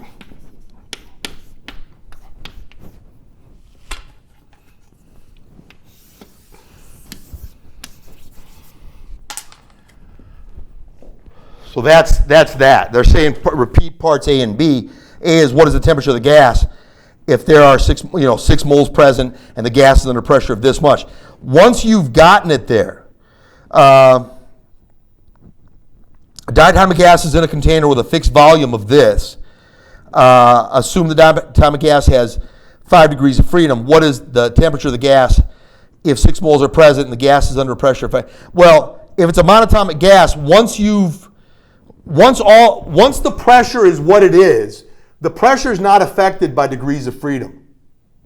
The ideal gas law will hold as is, and in other words, but it's harder for you to get it to go to that temperature of 759.17 Kelvin for the diatomic gas. It's harder for you to do it than it is to do it for a monatomic gas. By how much harder? How about 5 over 3? 5 halves divided by 3 halves. Okay, and that's similar to what I did over here earlier. If the gas is heated by 225 Kelvin, how much heat is necessary to accomplish this task? Let's see here. Did we actually? Yeah, that one we did. We did that earlier, and it's just a different. If you're going to do it with, if it's for a monatomic gas. Well, monatomic gas is going to be 3/5 that. Not 5/3. 5/3 for the other way, but 3/5 that. I guess the setup I gave there was the right way to go. So for B,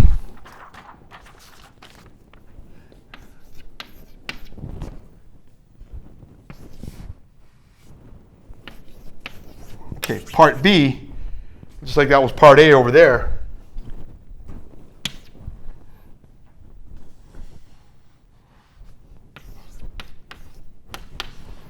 QV equals N CV delta T.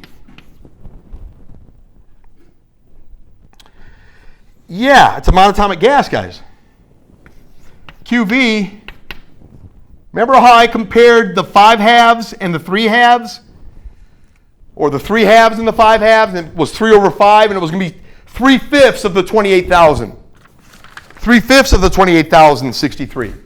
I said that over there. I didn't complete it, but it's the same argument. It's the same exact argument, you guys. You multiply that 28,063 by 3/5, you're going to get the same answer I'm about to get of 16,837.875. You'll see. So we're looking at it, and that's something to look at. I mean, to see it that way. So you got this, and okay, we had that down there already. I'm sorry about that, guys. Well, what the heck, doesn't hurt. We still got it. Repetition's going to help us sometimes too, I think. So we got, that's going to be N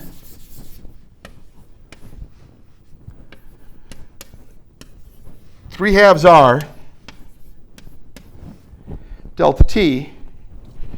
All right, we've definitely done this dance before, guys. The other one, remember the other one was, it was 5 halves NR delta T.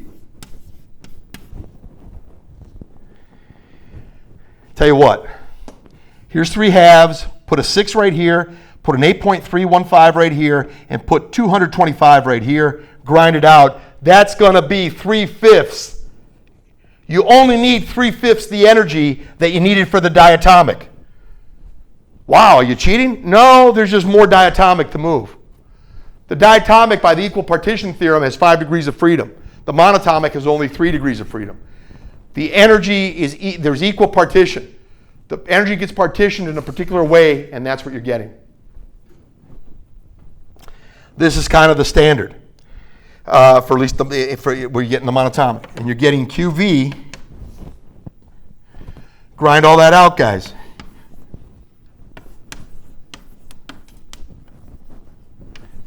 Kind of where I was going last time. By the equal partition theorem, yeah, you're doing the same thing. You did the same thing with the diatomic. Yeah, you sure did. It's easier to do with this guy because there's less to do. The other one, by the equal partition theorem, the rotational degrees of freedom, 2 of them, are going to be in play. And the 3 degrees of translational motion are also going to be in play. 5 degrees of freedom are going to be in play. Here, only 3 degrees of freedom are in play. So to get the same temperature change, ladies and gentlemen, you don't need as much of that. Remember how I called that? I said that was going to be, I said that was basically, if you really want to do this, QV1 was 3/5 QV2, and the QV2 was the 28,000 something. 3/5 of the 28,000 something gives you this 16,000 something. Okay, so that is that.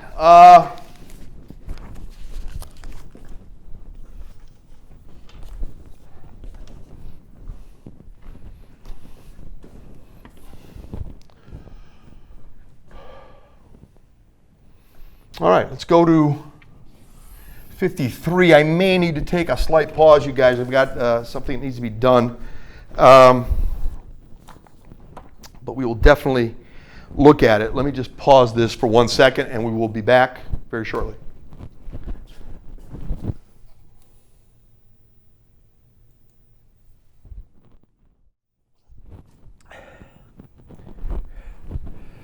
Okay, everybody, let's continue. We've done so far, out of the problems that I wanted to do, of the 9 problems I wanted to do, we've done 24, 27, 33, 50, and 52. Let's go down the home stretch. Let's do 53, 61, 71, and 77. Let's go with 53 right now. For 53, again, chapter 21, guys. An ideal gas is compressed adiabatically so that its volume is cut in half. A, if the gas is monatomic, find the ratio of its atomic pressure. If the gas is diatomic, if the gas is monatomic, find the ratio of its final pressure to its initial pressure, PF over PI. B, if the gas is diatomic at room temperature, find the ratio of its final pressure to its initial pressure, also PF over PI. Explain the difference you find between the 2 gases in terms of the number of degrees of freedom. So again, this is pretty important. Explain the difference you find between the 2 gases in terms of the number of degrees of freedom. PF over PI is kind of what we're looking at for A and B. One's for a monatomic gas that you want to find the ratio of its final pressure to its initial pressure, PF divided by PI. That's been compressed. It's been compressed adiabatically so that its volume is cut in half.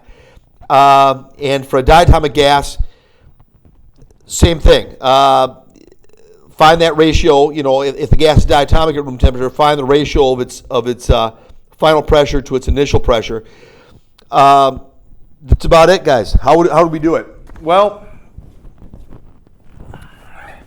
number of ways to go here.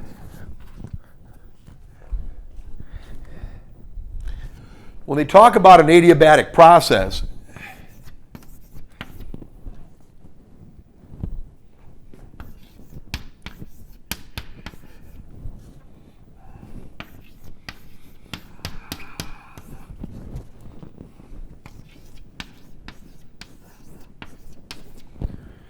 talk about an adiabatic process, that implies, adiabatic process implies no heat leaves, no heat goes in. So when we're talking about, delta U equals delta ETH is equal to Q plus W, if Q is equal to 0, the change in the internal energy will be manifested in work.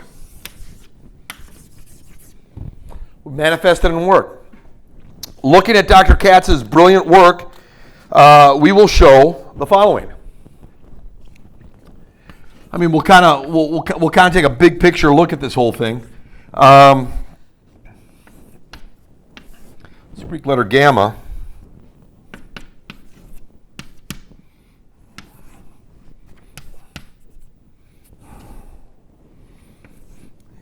Greek letter gamma, exponentiated to the Greek letter gamma. Basically, regardless of circumstances, Pi times Vi to the gamma equals Pf times Vf to the gamma, both of which equals a constant. True. Where they define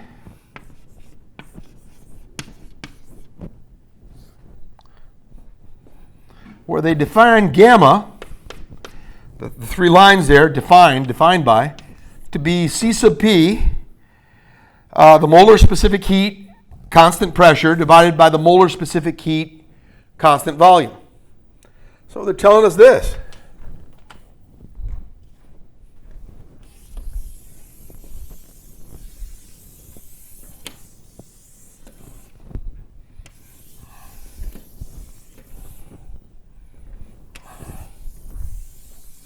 Well,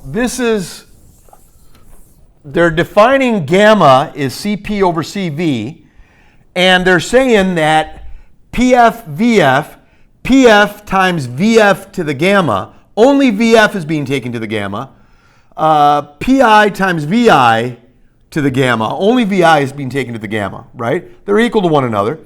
Pf to the gamma equals Pi Vi to the gamma, equals a constant, where gamma is the molar specific heat at constant pressure divided by the molar specific heat at constant volume. Okay. All right. So we're looking at that. Well, okay, we remember a bunch of things here, I guess you could say. We know that based on stuff we've already said, if Q is equal to 0, we got this. Bam, end of the story. For the sake of, completeness, I guess, so we're defining what to be what. We've got this. Okay, so that's true. And so let's see what we got here. We got here. And that just, the delta ETH is the same as delta U. Delta ETH is the same as delta U. So, therefore, it's a number of ways we can go here. If you change a differential change in ETH, a differential change in internal energy is equal to a differential change in work. dW is PdV in terms of magnitude. In terms of how they play the sign convention games, you got to put a negative on there, guys. And it's as simple as that. I mean, we got to do that.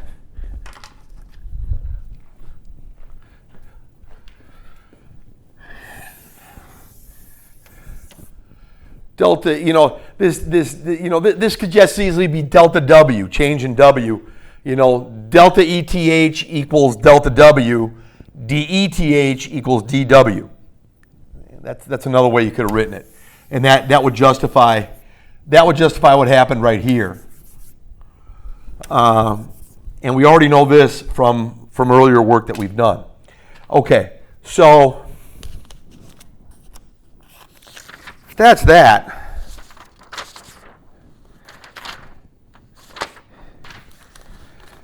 We know a few things, and let's say the few things that we know, I guess, pertaining to some of this stuff.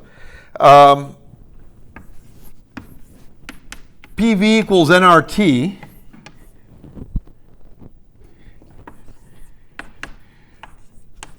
P equals nRT over V. True. Again, we are being reminded that dW is negative P dV. So therefore, dW is, if this thing is P right here,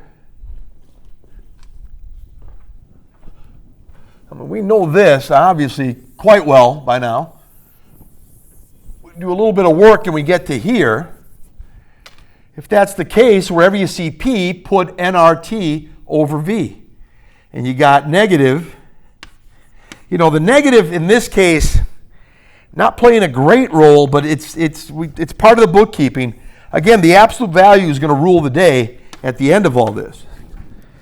But this is it. So we're told there's a compression that's going to take place. How much of a compression? Well, it's going to be by the time it's done, it's going to be at half its volume. So,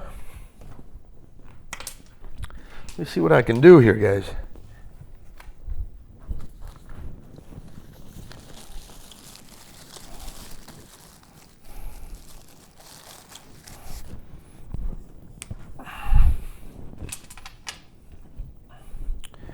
So we got that. So this is of significance, obviously. We're here. Let's make it happen.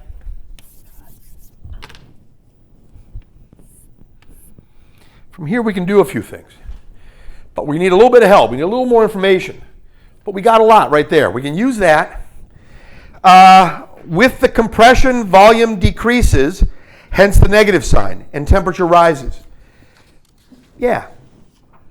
When we do work on this system by compressing the system, we've done work on it, and that work we've done goes into the internal energy of the system. The internal energy of the system increases. A very telltale sign is the temperature increases. So, and that's what we're talking about here. The temperature will increase. So hence so negative sign we put here because there's going to be a change in volume. And if you're decreasing the volume, I mean, this gets a little, again, there's so many debates you can make here. The signs are a little bit of a hassle, but it's a reality we're dealing with, guys. We got this right here. So let's leave it at that. I mean, we know that as you decrease the volume, you are actually doing work on the system. So this is negative and that's negative. Negative times negative is positive. Yeah, you're doing positive work on the system.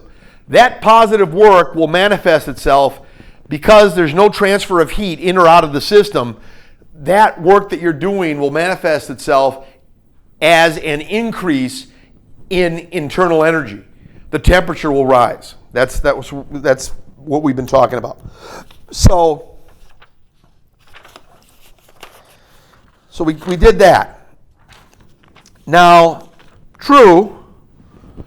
I guess they want us to say a few more things here. So let's say a few more things. We've already said this, so let's get rid of it.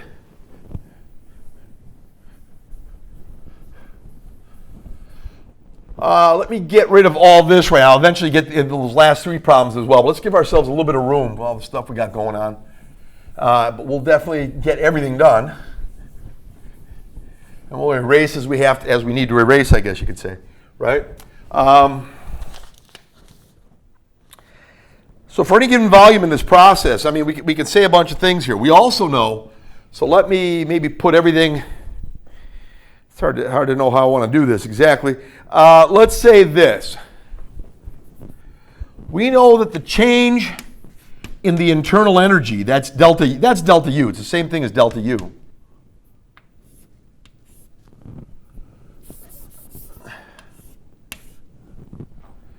That's delta U. Is N constant volume delta T. Now, why am I using constant volume when I'm being told this thing's being adiabatically compressed and to a smaller volume, to 1/2 the volume that it initially was at? For any given volume, this holds. The volume will constantly change, true, to get to half of what it was, but for any given volume, that'll hold. So let's work with any given volume and then move continuously with the volume changing. But let's see what happens at any given volume, and let's see if we can make some statements of importance. For any given volume in this process, we've got this. Yeah, I know. Problem is, this thing was being adiabatically compressed. That's fine. I'm going to take a snapshot at a constant volume. At every single juncture, there's a constant volume. Then the volume changes, and there's a new constant volume, and so on and so forth. And let's see if we can do some calculus here. They're basically saying, if you write a differential from this reality here, if you write it as a differential from this reality here, you've got this. Yeah, you just did dE dt. I mean, you could have, there's a lot you could have done actually, but I mean, for our purposes, if, you know, we got some ideas of how to do this, let's just say, I mean, this gets me a lot of stuff right here. It can tell me a lot. Yeah, makes sense to me. I mean, if ETH is equal to, let's say, 3/2 NR T DETH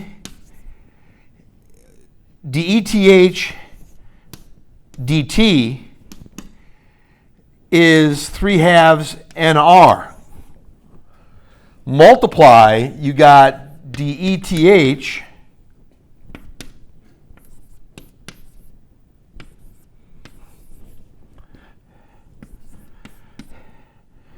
three-halves NR dt, which you could kind of make, you know, if you want to be, if there's other things we don't know, it could be simply, could be NCV dt. And that's where that's coming from. So this is somewhat, that's where the argument's coming from in a sense, guys. You could probably start it right here. And then make a few more moves, make a move here, and the other stuff should just, follow from that. So we've got this true, and we know that DETH was equal to DW. You could have made it that any change in energy is going to be W. Any change in energy is going to be the change in amount of work. So if you allow some flexibility in that regard, you guys, delta U equals delta W, du equals dW, delta ETH equals delta W. They sometimes use delta W, they use delta Q sometimes. There's some flexibility that goes on there, so I'd ask you to kind of be aware of that. And hopefully this is believable to bring it to there. Then they say that dW is this if volume is constant for a given temperature. So it's constant if it's done slowly. The volume is constant at a given point, and then it's constant again at a different value at some other point until you get to half the volume. So we're going to be using that argument a little bit to try to go here. And I'm just setting this up, so I think it makes.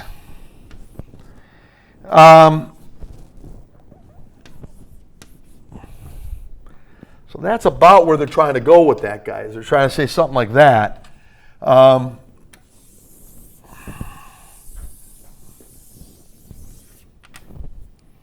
Okay, so there's dW. dW is showing up over here. And then the dETH and the dETH are there. So I guess I can wheel and deal a little bit and maybe draw some conclusions of interest. So let's see what we got here. We wrote a lot of stuff. We already have it. We know a good amount.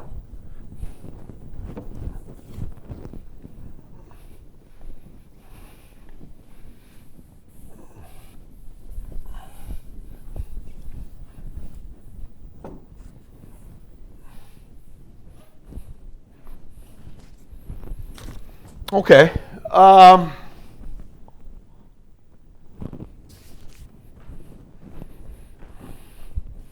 We've said a number of things.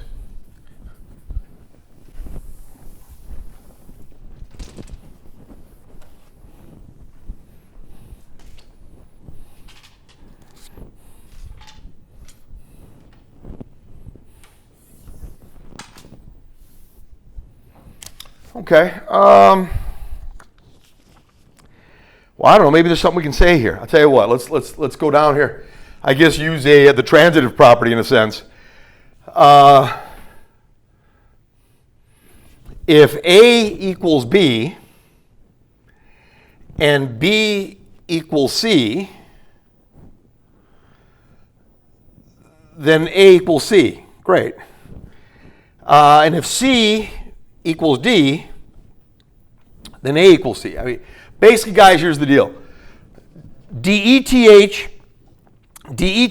equals NCV dt. dETH equals NCV dt. dETH equals dW. dW equals NCV dt. Okay. dW equals NCV dt. Yeah, dW also equals this. So if dW equals this, and dW also equals that, then we're essentially looking at, so dETH is this, dETH is this. Well, if this guy right here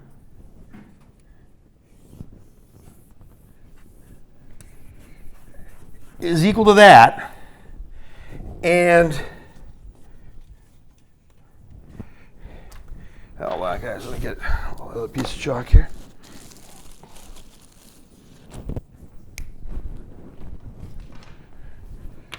So we got this guy right here. Is that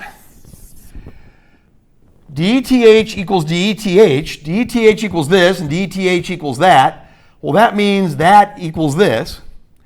And that is also equal to this. So at the end of the day, we essentially have this guy right here and this guy right here equal to one another.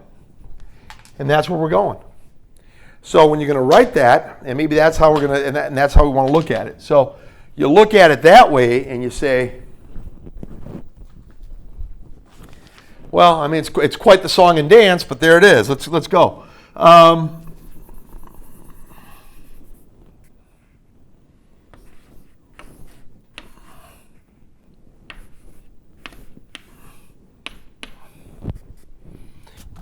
myself a little bit more room, guys. So this and this are equal. So what we're going to do is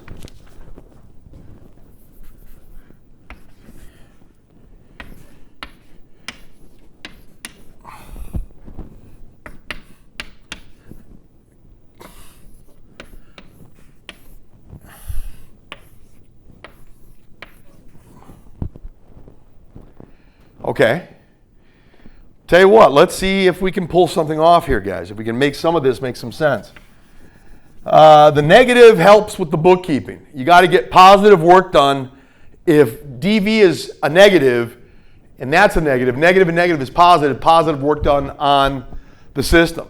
If this is a positive number, positive times negative is negative, negative work done on the gas, positive work done on the environment. It's a little odd, but like I said, it's there. We've got to deal with it. So we have this equal to that. It's as simple as that. That's the big one.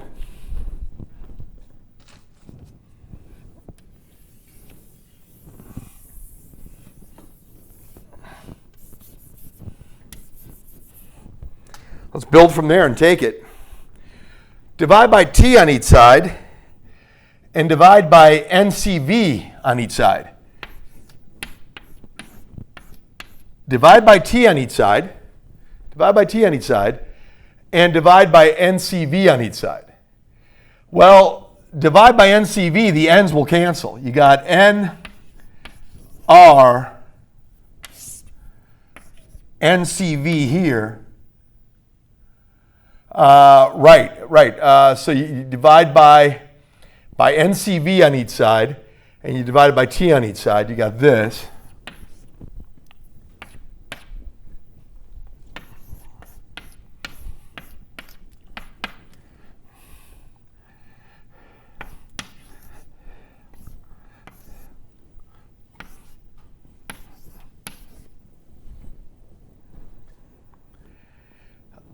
Did we forget? Yeah, we did. There should have been a V right here and a V right here. All right, let's try that again. Right, divide by NCV on each side and divide by T on each side. The n's cancel, the CVV on the bottom, the negative R on top, and you got this. Okay, that's it.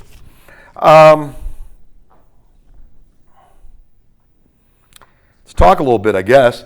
Did we say that R was equal to CP minus CV? Yeah, we figured that out before. R equals CP minus CV. So we got dT for temperature.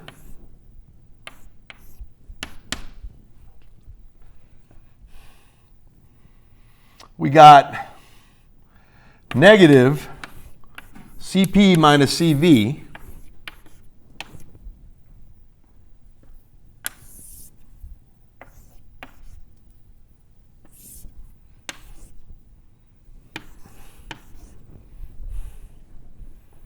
true.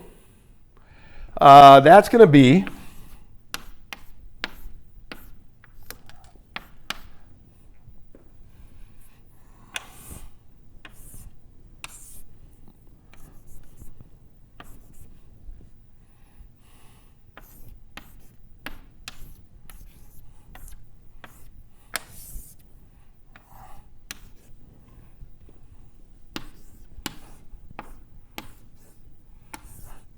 this is volume. We've got this.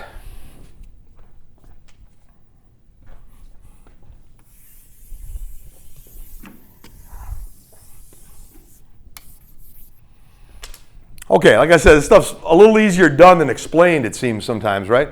But we can do it. We're going to do all right. All right. We got it to here.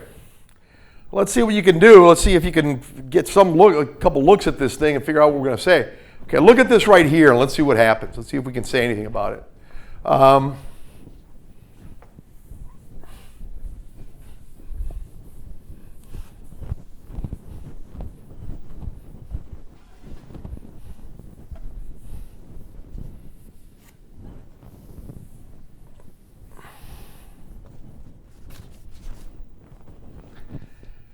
let's see what we got. That last thing to the far right, you guys.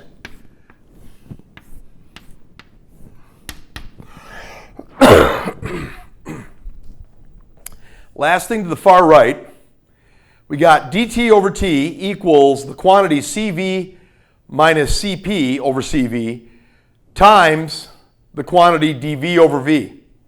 Well, why don't you distribute the division right here at least? Does Cv go into Cv once? Does Cv go into Cp?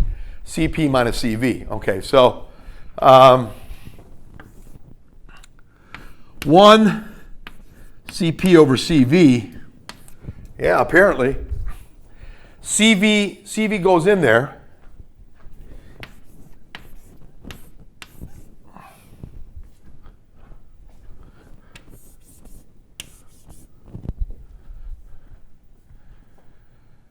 Didn't we define, we defined gamma, lowercase gamma, in this instance at least, we defined lowercase gamma to be Cp over Cv.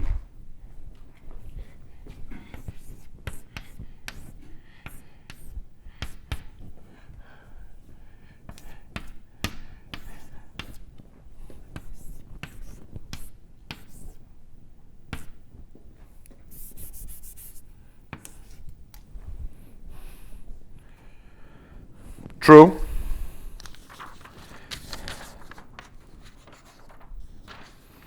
All right, there's a number of looks we can get here, guys. Let me leave that up here, and let's see if we can say a couple things and go from there. If two things are equal, their integrals are going to be equal. So what we have is me inventing mathematics that I should not be inventing. Okay, that's not dV, that's just a V. That's a V, sorry about that. All right, so two things are equal, their integrals remain equal, so let's go. You will integrate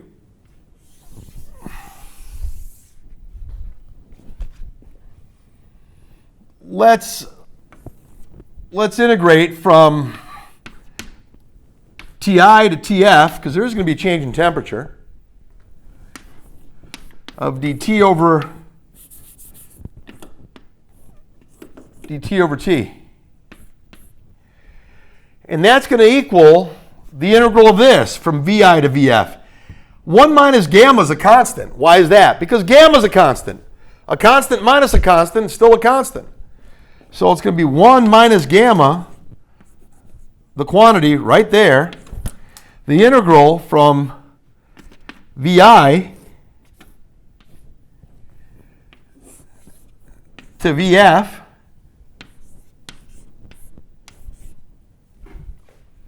okay.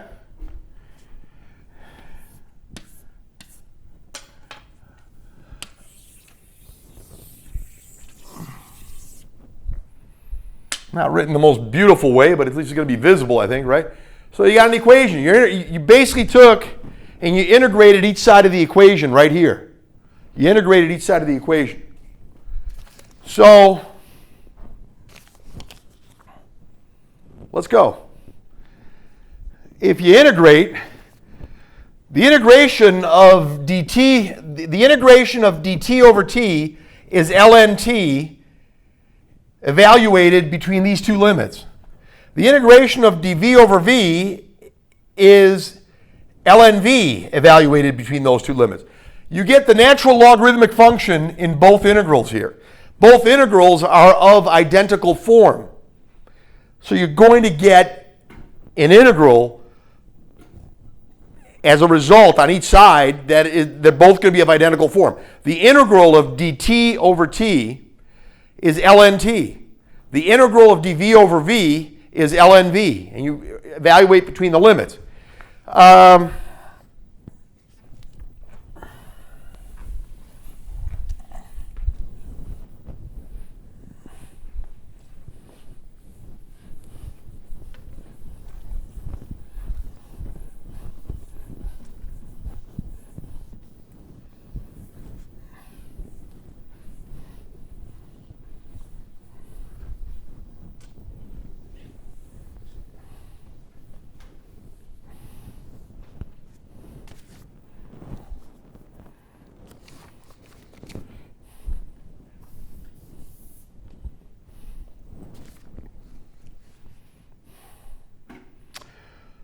Let's do it. Do those integrals, guys. I mean, we got essentially ln(t)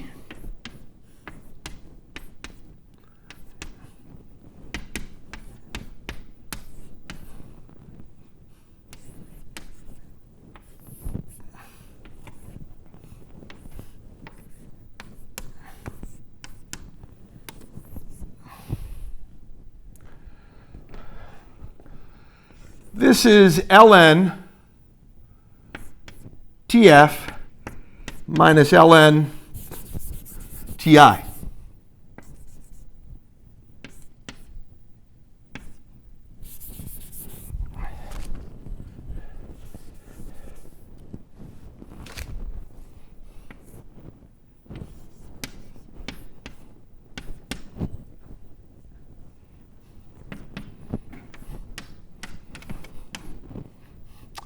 This is going to be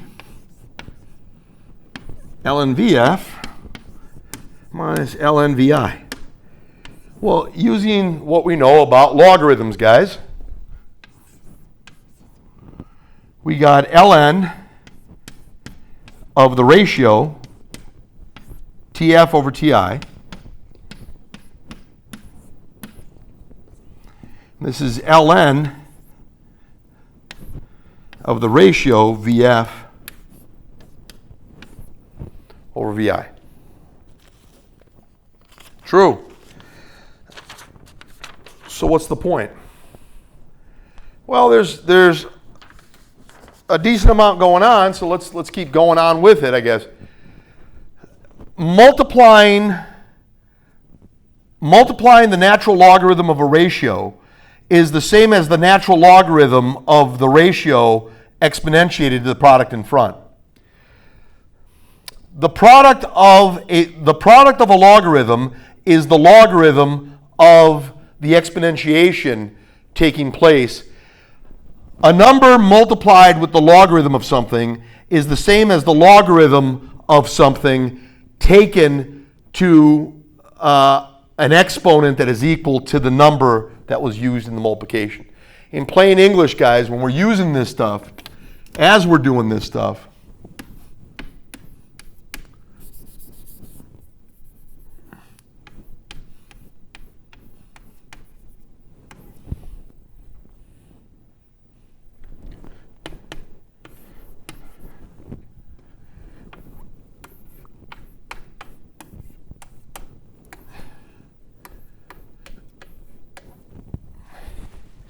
essentially,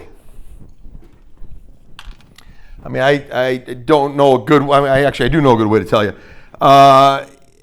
Ln of x to the n is the same as n times ln x. The logarithm of something exponentiated is the exponent times the logarithm of the something.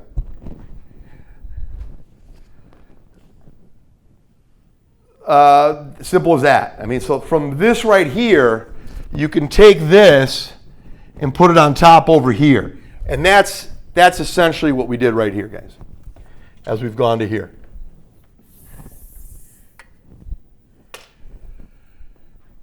Well, okay. A number of things you can do. Let's talk about one that should be pretty straightforward. If two things are equal, they remain equal if you do the same thing on each side. So, tell you what, okay, we got to there. Let's do this. If this and this are equal, if this and that are equal, then this put on top of E exponentiated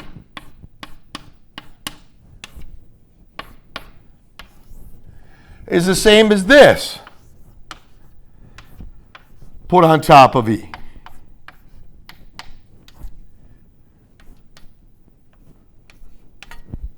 Okay, I'm going to write that a little bigger, guys. Let me just basically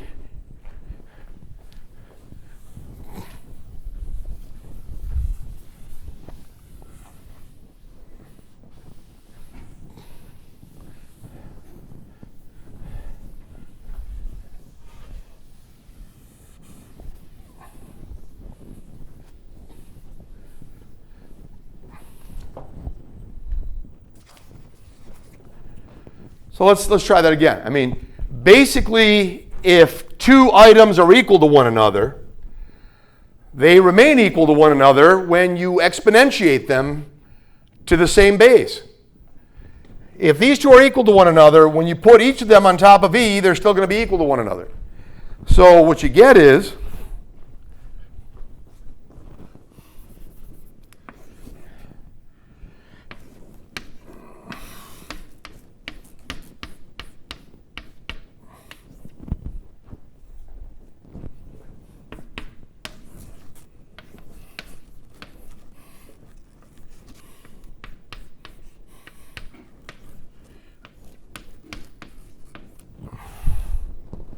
yeah, it's true. The logarithm of something, the natural logarithm of something exponentiated, the logarithm of something exponentiated gets you the original something. The exponential function and logarithmic function are inverse functions of one another. If you get the logarithm of something first, then exponentiate that logarithm, you get back to the original something that was present. If you get the logarithm of all this entire mess, and then exponentiate it, you get this entire mess.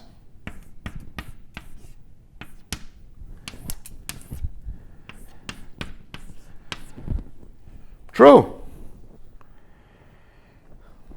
Yeah, it's true, and it's kind of close to where we want to go. We're not quite there yet, but we do know a lot. It's looking pretty good. We're right there. Now, tell you what. Can we come back to that famous equation that we know in our sleep? PV equals nRT. What do you say we solve for T? We got PV over nR. Yeah.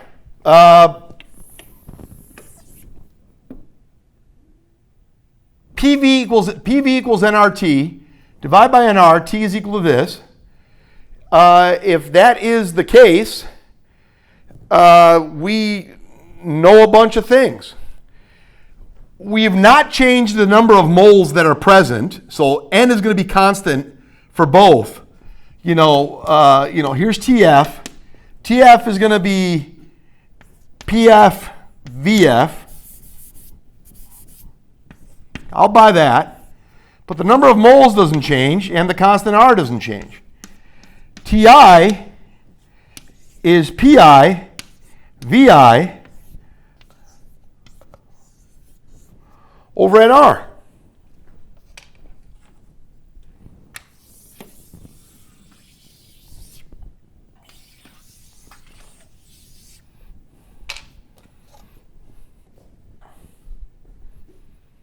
Yeah, it's true. If it's true, guys, I've been fighting, trying to not erasing this for a while, but now I think I'm going to need to erase it, guys, just to kind of have this thing flowing. Okay, you know what's going on. You know the rules here. Let's go.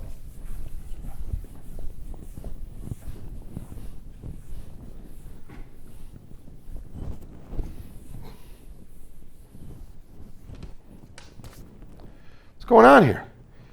Here it is. Here it is.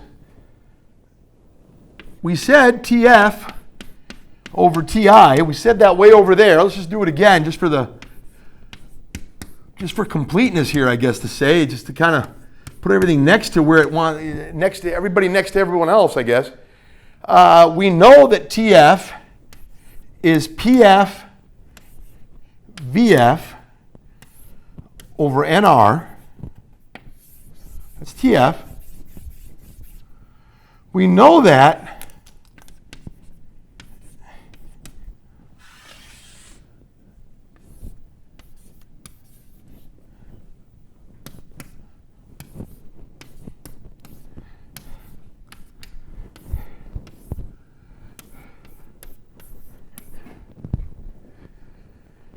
well, I mean, this whole bunch happens here, guys.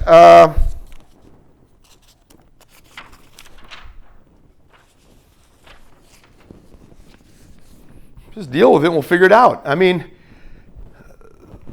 NR and NR is constant in both.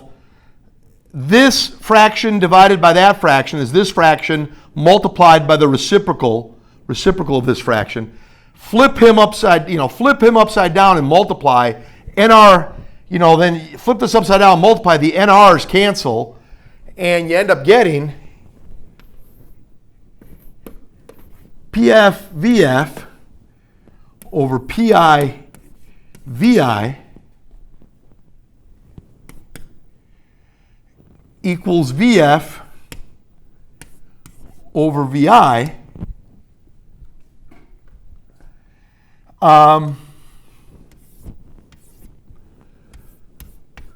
to the 1 minus gamma.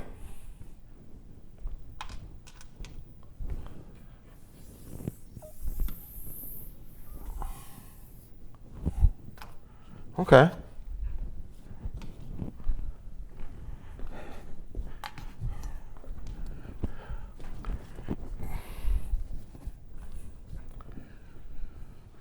True, what can we do? What do you say? You divide by the fraction VF over VI to the 1. And what you end up getting is PF over PI, divide by this fraction to the 1 power, which is VF over VI. This guy would become VF VI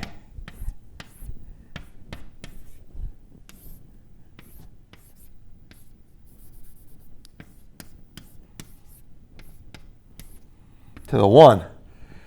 Well, don't you just subtract the exponents? What's 1 minus gamma minus 1?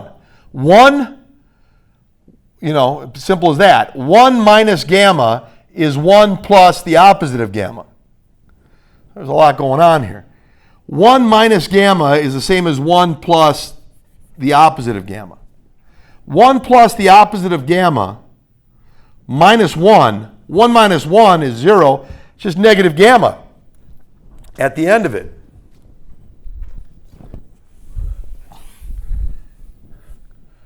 I mean, we could have used I'd rather derive, using some of Dr. Katz's brilliant work, I'd rather just derive where that reality comes from that we're going to end up using. We could have just used it, kind of just copying it and using it. It'd be nice to know why, at some level, we're getting the answers that we're getting here.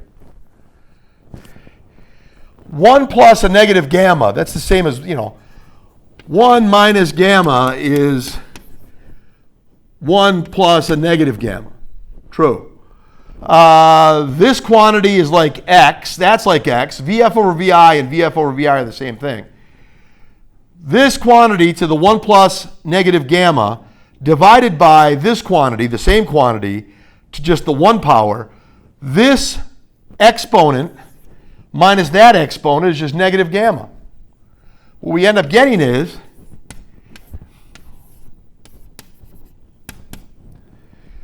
PF over PI equals VF over VI to the negative gamma. What does that mean? Well, that means a lot. That means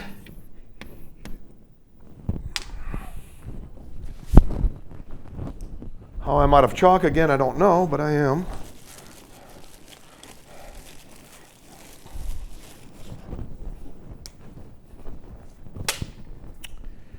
This to the negative gamma is the reciprocal of this to the positive gamma.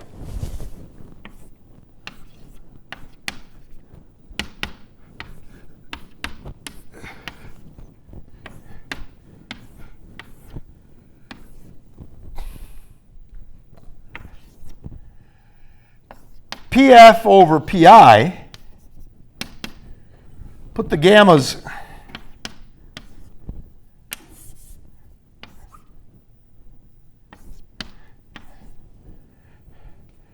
true. Multiply, well, look, if these two are equal, if you cross multiply, you still have an equation. Basically, what that means, if you cross multiply, you have an equation, and you're done. Which means what? Which means if you multiply by VF to the gamma, if you multiply by VF to the gamma on each side, and you multiply by PI on each side, you get PF VF to the gamma equals PI VI to the gamma. Where gamma was defined and worked out to be this.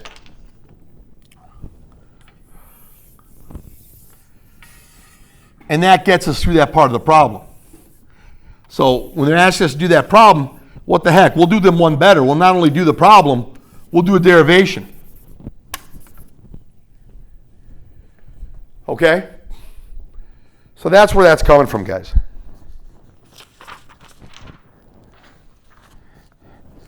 And that's equal to a constant. I mean, it's if they're equal to one another, they got to be equal to a constant, because PI and PF, or the initial state I and the initial state F, could be anywhere where that's allowed to be the case. Where where are you making this problem? Where are you reaching the final state? Where did you begin? Where are you reaching the final state F? And where did you start the initial state I? And it could be anywhere in between there. So the whole thing, and that's equal to a constant. So when they're doing that, and that's where they're coming from. That's all it is, you guys. Didn't need to do that, but Dr. Katz did brilliant work in her book regarding this particular matter, and I thought it was just something nice for us to look at as well. So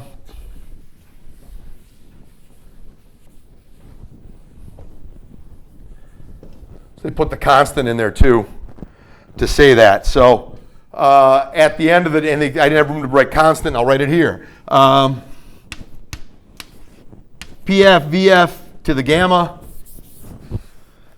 equals PI VI to the gamma, and that's got to be a positive.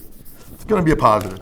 I'm not just a positive. Well, sure. I mean, the pressure is a positive number, greater than or equal to 0, and volume is greater than or equal to 0, certainly. But what we have here, guys, is when we do this, and it's, we didn't really specify the initial state or final state. Wherever you are, it's going to be a constant. It'd have to be, because if they're equal to each other, regardless of where you're within the right limits, regardless of where you're choosing the initial state and final state, you're always getting an equation, regardless of where you choose it. So it's going to be a constant. And as we said, gamma was defined as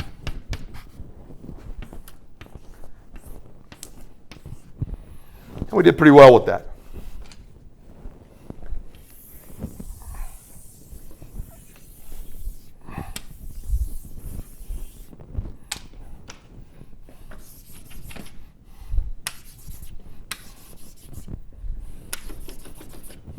Okay, looking pretty good for us, guys.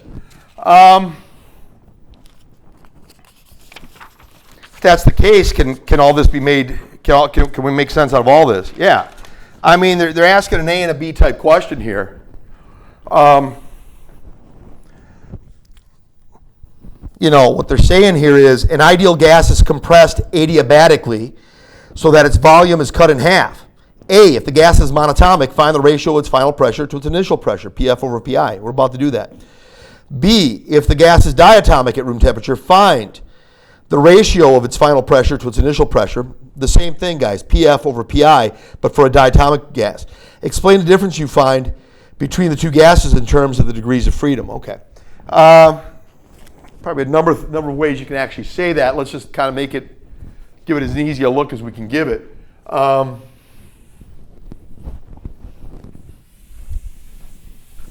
Monatomic and diatomic.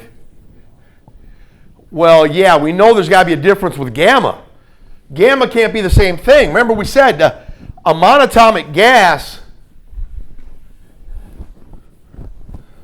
the whole procedure is here,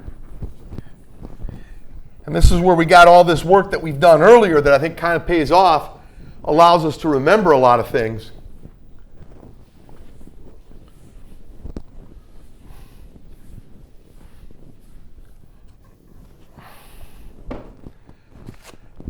Look, for monatomic,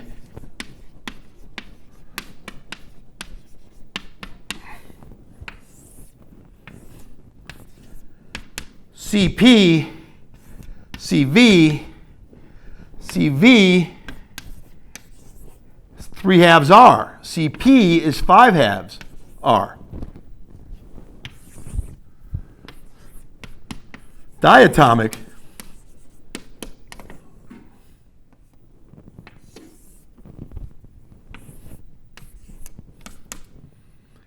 CP, CV for the diatomic.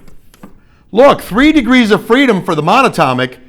Do some work, add another 2 onto the degrees of freedom, and you get the 5. Here's the initial, 3/2. Here's, if you're doing work, 3 plus 2, that's 5/2 for monatomic. Initially, when you're not doing any kind of work, just constant volume, here's for the diatomic, add 2 onto the 5. There's your ticket out of the whole thing, you guys. Notice, this is pretty significant. I mean, once you get here, what's gamma right here? It's CP divided by CV. That's 5/3. What's gamma right here? Well, it's CP divided by CV. That's 7/5. 7/5 is a smaller number. It's 1.4 as opposed to 1 2/3, which is about 1.67. 1.67 and 1.4. There's a difference. Yeah, there's a difference. If you're talking about, well, that's it. I mean, that's kind of where it's going. Now, we could have gone right there, right off the bat. I just thought it was good to derive it first, you guys, when we did this. PF over PI. Hey, that's what I'm looking for, actually. They're telling me VI over VF. Now, if I go far back enough, guys, I do have that somewhere in my memory banks. If not, I can just I can divide by VF to the gamma on each side. I can divide by PI on each side. And then I got PF over PI. PF over PI is VI over VF to the gamma. You could simply just go here and get the PF over PI by itself and just do some algebra and you're there, guys. We're fine. So that's fine. Okay, they also told us that the final was half the volume.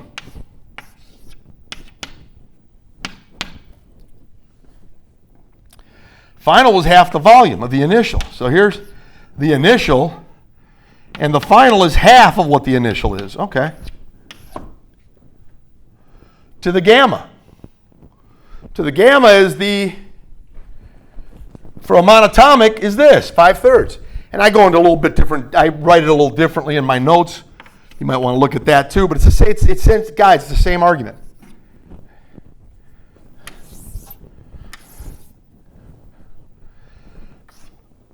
VI.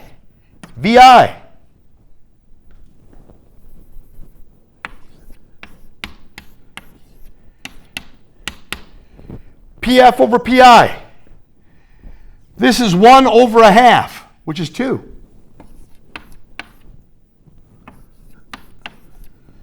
Again, I take a little bit more time on it in the notes, you guys, but yes and no. I mean, I showed you the trick right here, and you just plug and chug at that point.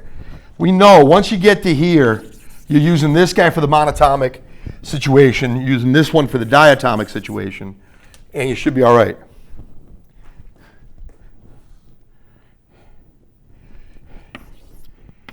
PF over PI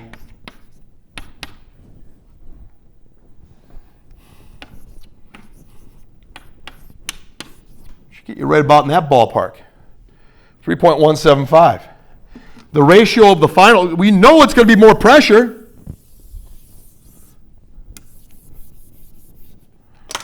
you know you're going to bring it. You're going to bring it to more. You're going to bring it to a higher pressure. Why? Because you cut the volume in half, and things happen when you cut the volume. The temperature is going to change. A lot of things are going to change. And we can kind of look at it, and we can look at things as we need to. But we know this. This is for monatomic.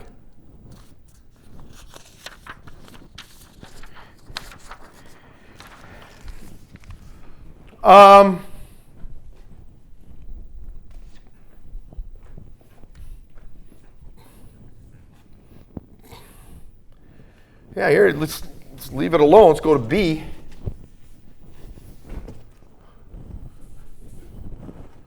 Let's go to B.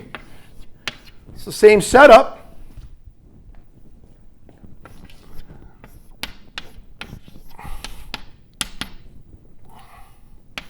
VI over a half VI. Yeah, we know that. Gamma is 7/5. That's of interest.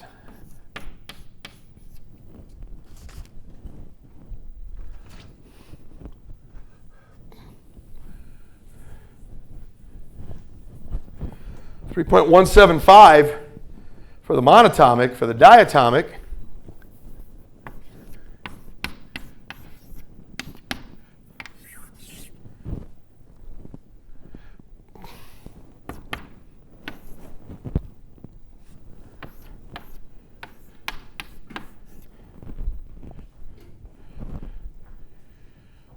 yeah, I'm getting that.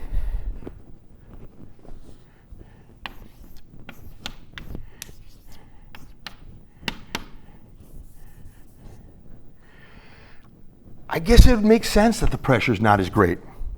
Why would the pressure not be as great? I mean, I gave different answers here. I've seen things discussed for B. Why is PF over PI? PF over PI is 2.64 for the diatomic case.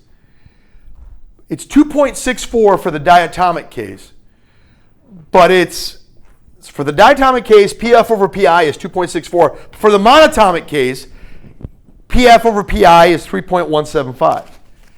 Why is the pressure so much, the ratio of the pressure greater than and let me see the way they ask it. I want to kind of try to figure out what I want to say. So as volume is cut in half. If the gas is monatomic, find the ratio of this.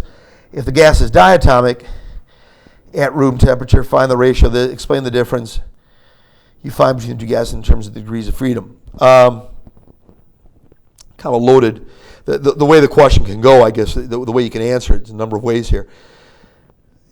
The big thing that kind of stands out is because there are more degrees of freedom,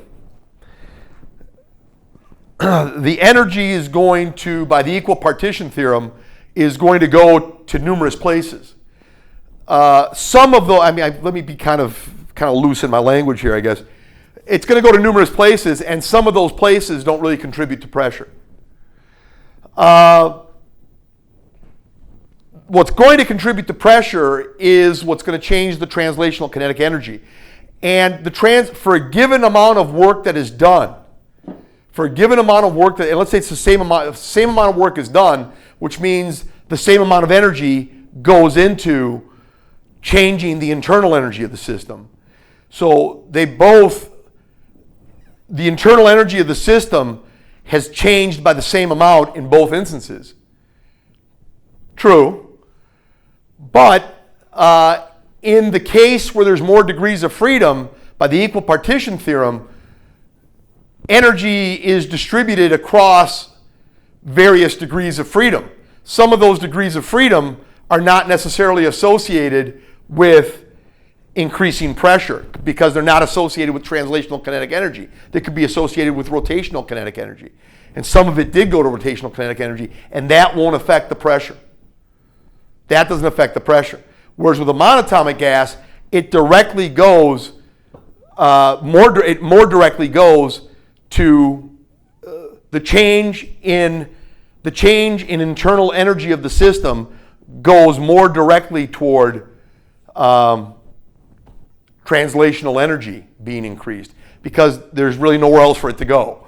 Whereas by the equal partition theorem, if there's more degrees of freedom, it'll go to all those degrees of freedom, those active degrees of freedom. It had more places to go in the diatomic gas. It not only went into translational kinetic energy, it went into rotational kinetic energy as well. Well, therefore, that same amount of work, that same amount of energy that went into both systems, one got partitioned quite a bit justified by the equal partition. I mean, we know that's so. We know that it's so from the equal partition theorem, and it didn't happen with the other one. So one's just got associated. I would say there's more temperature associated with it. There's got to be a greater temperature because you could say that the change in internal energy is the same. I can't see where it would not be. Whereas the other one, like I said, there's greater, more associated with translational kinetic energy, and that's what's going on there. The way I kind of explained it was generally I said what I said here. I said what I just told you now. What I just told you guys now is what I just said. But you also can kind of look at it and say, vis-a-vis all this. But it certainly makes sense. The monatomic gas is going to have more pressure. More of that work went into translational kinetic energy, which translates into pressure. That's the argument, I believe. Generally, if you're looking at this,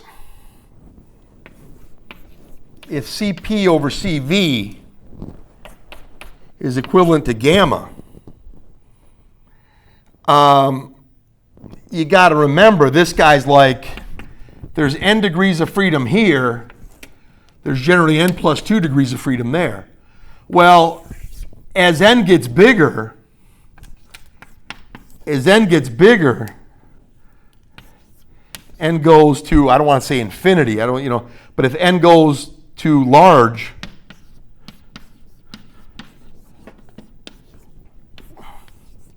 then goes to larger values,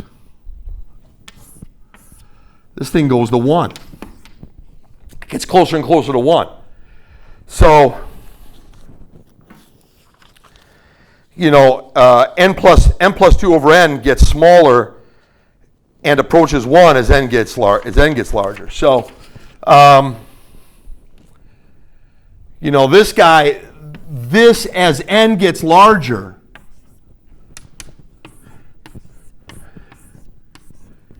this ratio gets smaller. The smaller that n is as an integer, the smallest integer it can be is 1. The smallest positive integer it can be is 1. 1 plus 2 is 2, is 3 rather.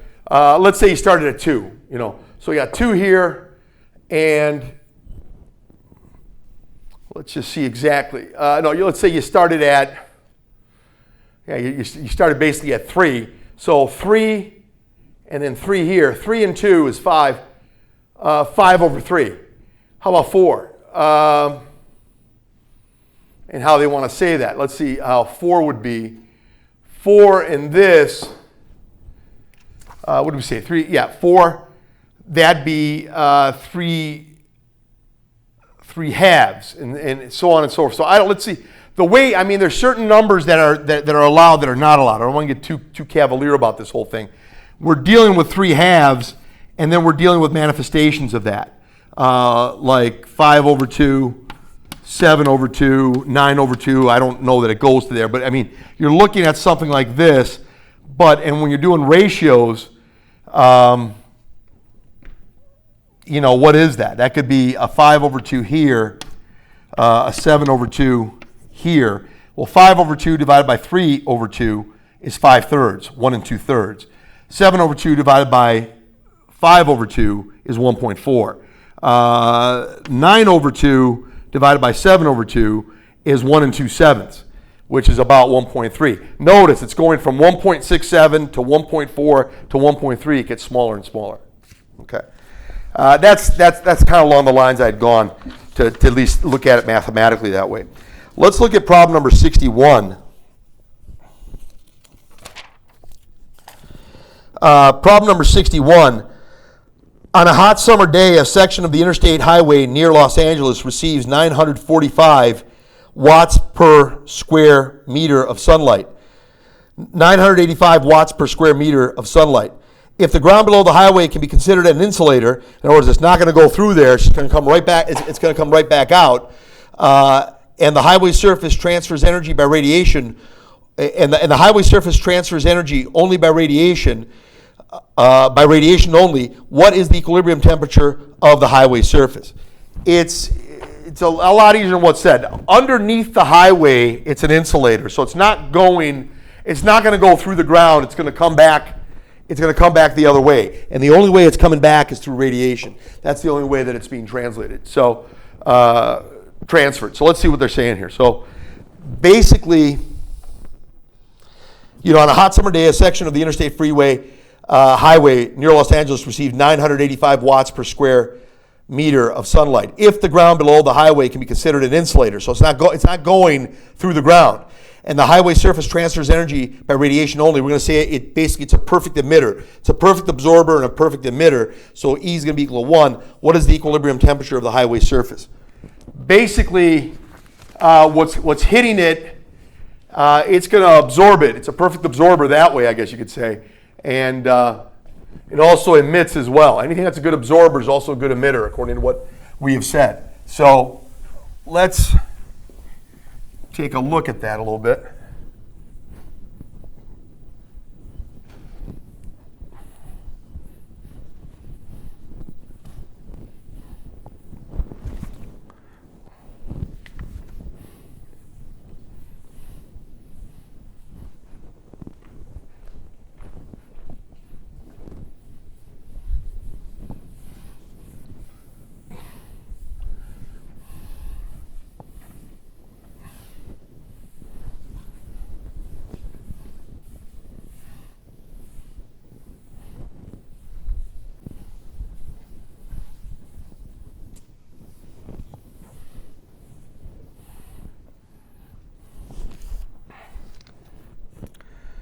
All right, guys, talking about radiation, how's that going to play out?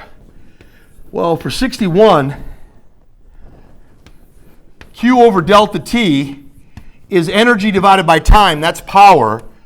The power is emitted right back, coming right back out, and anybody walking on it's going to feel that power, and that's going to be associated with the equilibrium temperature that it's going to have. It's going to receive everything that the sun has. Stefan Boltzmann's constant, sigma, is a constant. Epsilon is 1. We're going to say because it's a blacktop, it's a perfect absorber, perfect emitter. So it absorbs everything that's going to be absorbed, and it emits a lot too. The area of it is just the area of a stretch of freeway. That's the Kelvin temperature to the fourth. So what are we going to say here? What can we say? Well, this is essentially the equation that runs the show on this thing, and they tell us enough stuff that I think we're going to be all right. So when we look at it,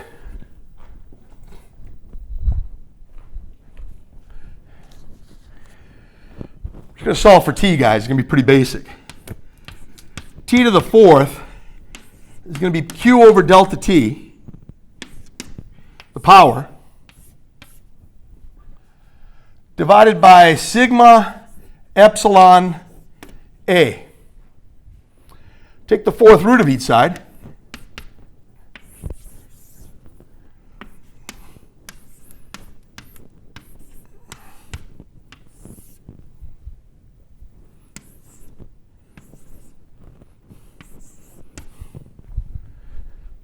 Okay.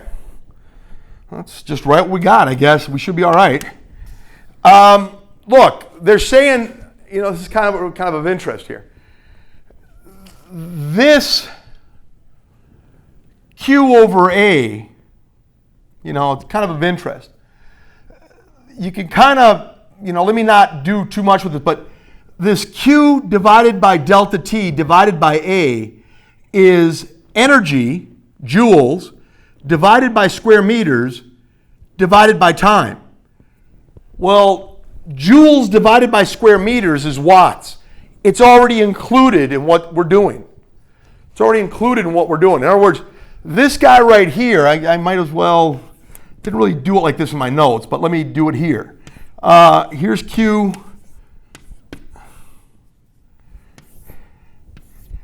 That's the 985 watts per, this is kind of interesting, forgive me. The Q, the joules divided by time, joules divided by second is joules per second, that's watts.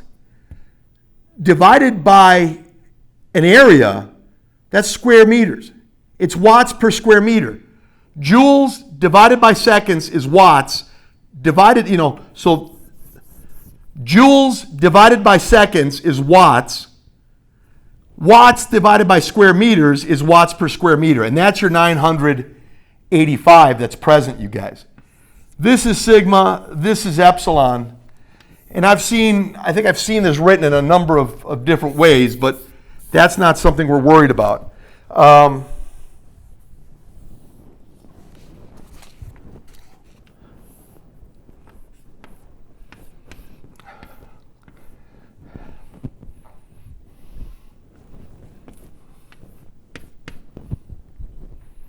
What do you got? Well, we just said what we got. We were clever enough to put this thing together, and I wrote it a little differently in my notes, but it's essentially spot on. The 785, the sigma is 5.6703 times 10 to the negative 8. Just be careful when you do this with your calculator.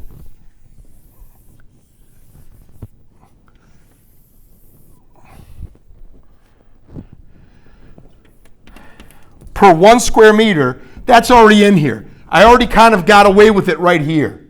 I wasn't really as explicit in my notes as I am right here in front of you in the film, but just kind of watch that. It's already taken care of. And epsilon, so this is area and this is epsilon, or this is epsilon and this is area. Who cares? It's a perfect emitter, perfect absorber. If you grind all that out, you guys,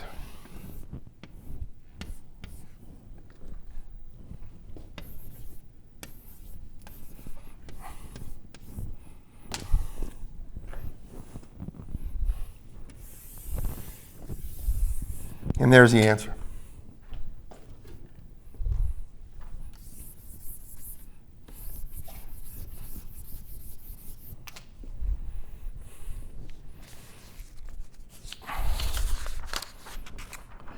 '71. An ice cube of mass 0.200 kilograms at 0 degrees Celsius is placed in an insulated container. Okay, so this is interesting. This is kind of a pretty fascinating question in its own right. Let's see what we can say here.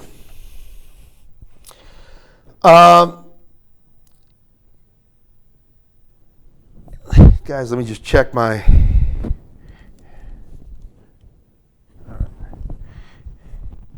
Make sure you can hear me on the microphone here, guys. An ice cube of mass 0.200 kilograms at 0 degrees Celsius is placed in an insulated container that is, this will be adiabatic because there's going to be no transfer of heat inside of the system or outside of the system. That is at 227 degrees Celsius. The specific heat, small c of the container, varies linearly with temperature. Small c equals capital A plus capital B, capital T, where capital A is 419 joules per the product, kilograms times Kelvin, and B is 8.38 times 10 to the negative 3 joules per the product, kilograms times Kelvin squared. If the final temperature of the container, is 27 degrees Celsius upon reaching thermal equilibrium with the ice cube, determine the mass of the container. So there's a lot here. Determine the mass of the container. Well, there's a lot we've got to There's just a lot we have to have under control, you guys, and a lot we got to assume as well. There's an ice cube, and you know what happens with ice cubes. They melt, and when they melt, there doesn't even have to be a temperature change for that to happen. Just energy's got to go inside of them. Their temperature's not going to change, but the bonds are going to be broken, and that requires energy, and they're going to go from ice to water. The ice cubes are going to go, the one ice cube is going to go from ice to water. So that has to come into account. They're saying here the specific heat of the container itself varies with temperature. It depends where you are on the temperature scale as this is proceeding. C changes. This is a classic calculus problem to get this thing done. So, see what we can say here, guys. I mean, I think we've got to be careful, but it should be pretty reasonable for us. I think we can do it. I think we can do it well.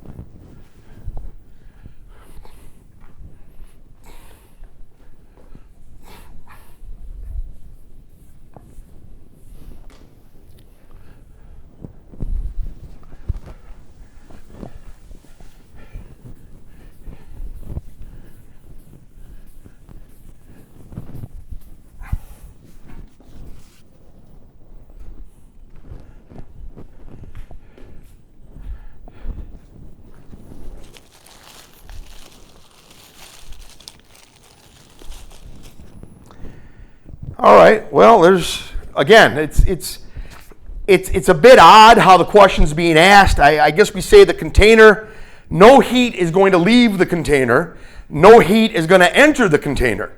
There's no gain or loss of heat. No heat's leaving the container, no heat's entering the container. And let's see how these. Now, usually this is a pretty simple problem, pretty simple algebra. But when they throw the wrench into this thing and say, you know what, we have to, we have to know that the specific heat itself is going to change. Itself is going to get bigger the bigger the temperature gets. That's interesting. That means you're going to need more heat to make any particular change. If it's it's continuously changing. The specific heat at temperature, whatever the temperature is, at temperature 50 Kelvin, at temperature 300 Kelvin, as opposed to what's the specific heat at 300 Kelvin and what's the specific heat at 400 Kelvin. It's two different things. And in between, they're different things. There's an infinite amount of different things there. Well, here's the deal. Best way to do it. The heat that the ice cube is going to acquire is the following. Here's the heat the ice cube, I'm not going to worry about negative or positive right now. The heat the ice cube has to acquire is the mass of the ice cube times the latent heat of fusion, because you've got to take that ice cube and make it into water. Once you've made it into water, you've got to bring it, the mass of the ice cube times the latent heat of fusion will tell you the amount of energy required to melt the ice cube and make it into water. Then MC delta T is the amount of energy given. The ice cube doesn't have a variable specific heat. It's just what it is. You got to change the temperature from 0 degrees Celsius. From 0 degrees Celsius to 0 degrees Celsius, ice to water, you got to do something, and there it is. From 0 degrees Celsius to 27 degrees Celsius, or whatever it was. It was 27 degrees Celsius. You got to do this. It's a delta T. 27 minus 0 times C of water times M. That's true. Let's talk.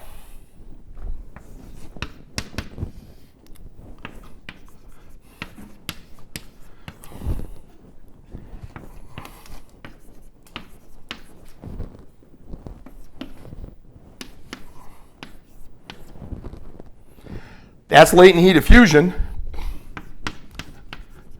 That's associated with latent heat diffusion and going for it that way.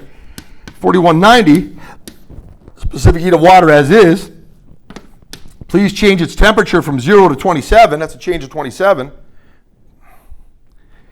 This whole thing of gain and loss, I mean, I kind of wrote it, I'm a little cavalier the way I wrote it here. 89,226 joules. That's equal to Q gain. It's also equal to Q lost.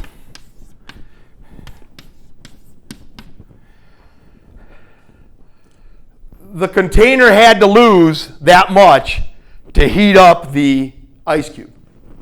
And whatever was gained by the ice cube was lost by the container. You kind of put a negative there and the whole thing. We ain't going to worry about that. We will and we won't, I guess you could say. We are looking at, just trying to make a couple arguments here, guys.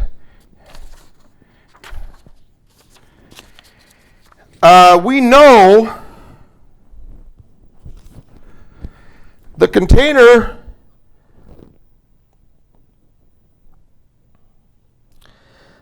container's final temperature is 27. It started at 227. What's going on here? Well, here's what he lost. The amount he lost. Positive, negative, I don't know that we need to make a big deal out of it, but we do have to be able to reckon things at the end and make them make sense. There's a TF, there's a TI.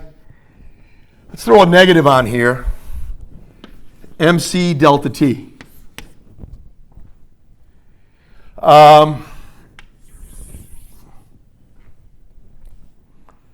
What does that mean? It's not going to be a big deal, guys. I got to get this magnitude. I mean, bottom line, this is what the ice cube gained. Where did he gain it from? We said it's an adiabatic process because it's sealed. It ain't, no heat's coming in, no heat's coming out. This is what the ice cube gained in heat. Where did it get it from? It got it from the container. How much did the container lost? The container lost as much as the ice cube gained. So let's see what we got.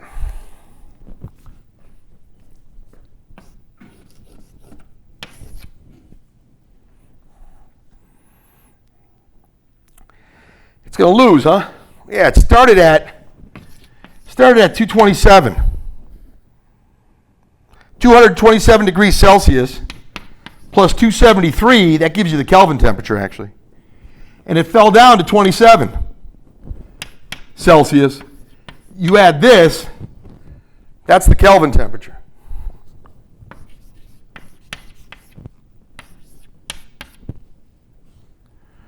I got to integrate this thing. I've got to integrate this thing, guys. Because this C is constantly changing. This C is a function of T. I got to use a dt there. This and this is 300. This and this is 500.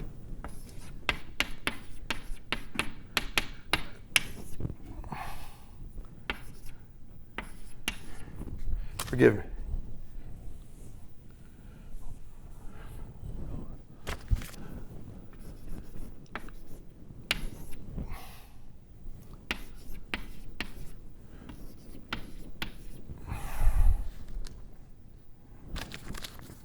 Absolutely.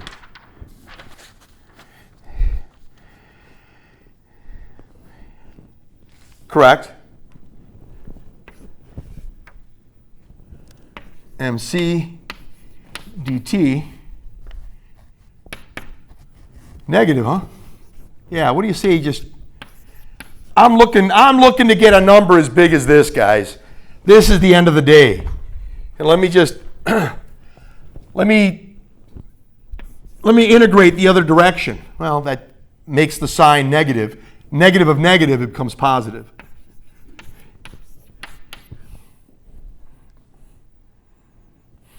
True.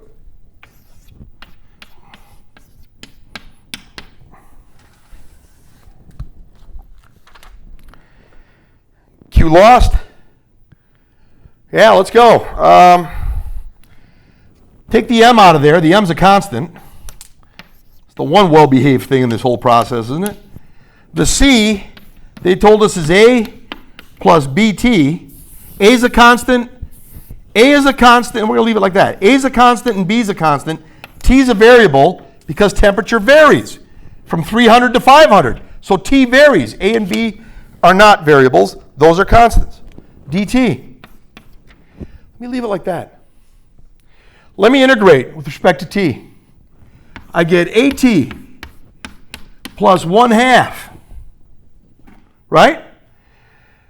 I get AT plus 1/2 BT squared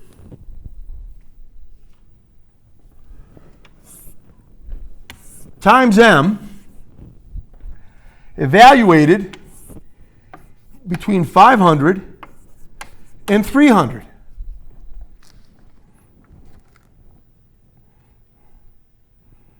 Yeah, that's exactly right. So that's it. This is what you got to find. And that's going to be equal to Q lost. And Q lost is going to be that thing way over there. The 89,226 joules. I don't really care positive or negative. I just know the absolute value's got to line up. The absolute value, you want to call one negative, call the other one whatever, whatever. We know that the absolute value of each one better be 89,226 joules. So let's see what we got here. We got this right here, guys. We plug in the numbers that we got here. They're saying they gave us what A was, they gave us, so this is going to be a little messy. So where to go here? You saw where I got all this.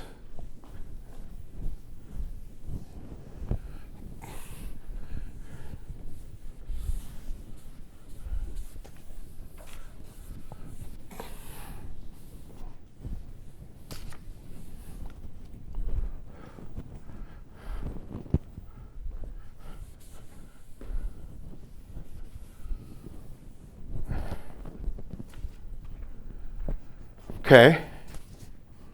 Well, let me see what I can say here, guys. Let's put the numbers in there. Let's just plug. You know what A is. You put the T's in. You know the T is going to be 500 here, 500 there. The 300, for the top part, the 500 is going to go here, 500 is going to go there, and you're going to square it. 300 is going to go here, and 300 is going to go here, and you're going to square it. And then just get the differences. All right. It's a mess, but let's just do it.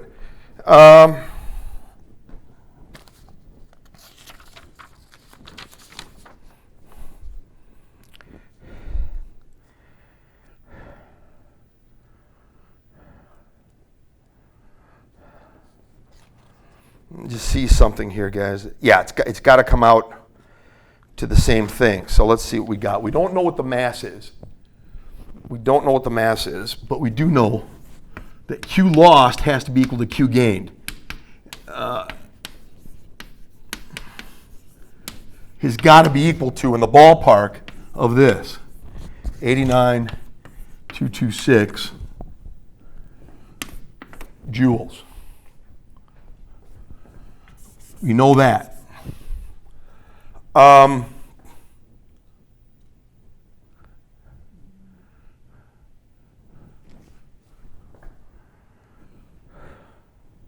So when you do the Q lost got to be that.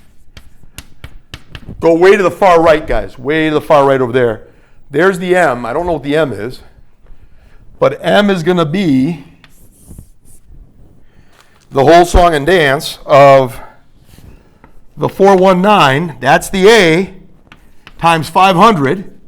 That's the A times T. Remember, I did the integral. I started with this.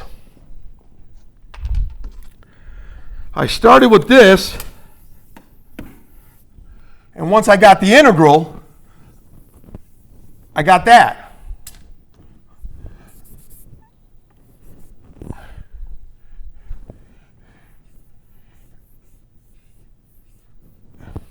Okay? Started with this, I did the integral, got to that. Okay.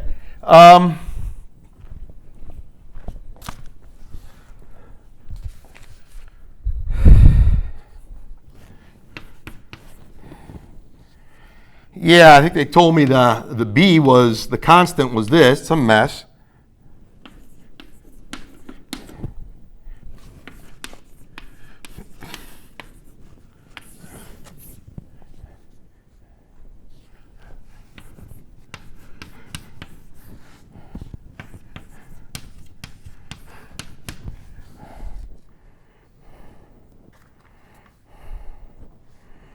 Minus all that. Let me see how we did that now. My notes, I kind of made a small typo, but it's still a typo. It still shouldn't happen. So we got that.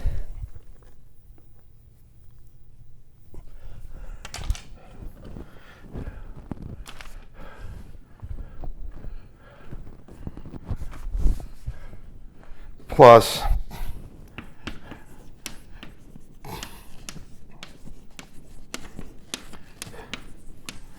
yeah, I mean, it's a mess. I didn't put parentheses in one place where I should have.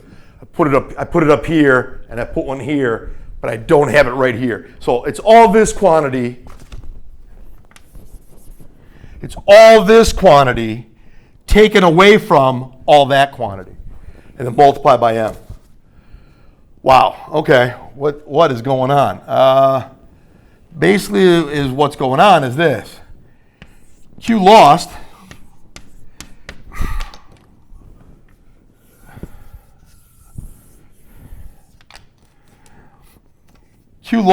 is going to be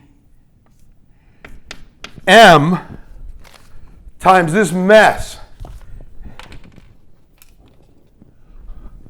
So all of this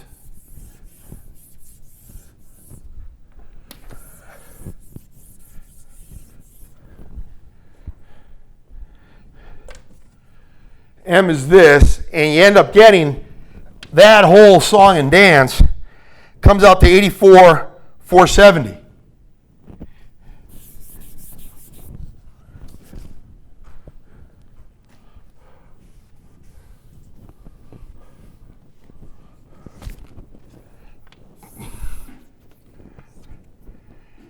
$84,470.4.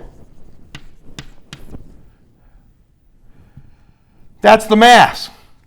So 84,470.4 times the mass equals what Q lost was, which was the 89,226. If you divide by 84,470.4 on each side, you got the mass is going to be 89,226 over 84470.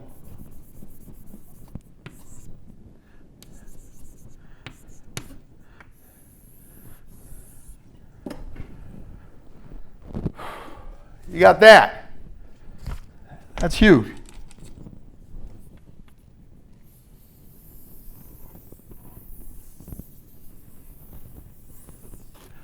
This is the argument right here, guys.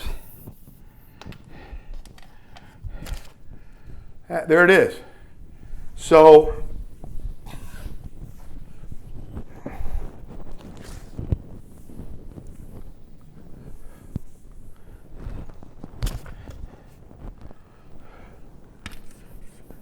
there it goes. It's going to be 1 point something, right? I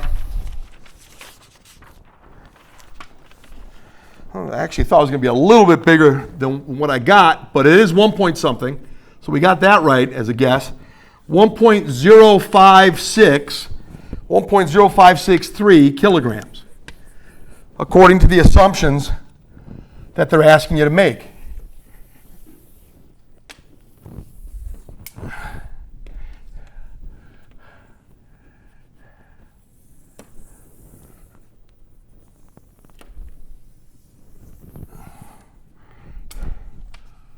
Okay, guys, so this is the whole thing.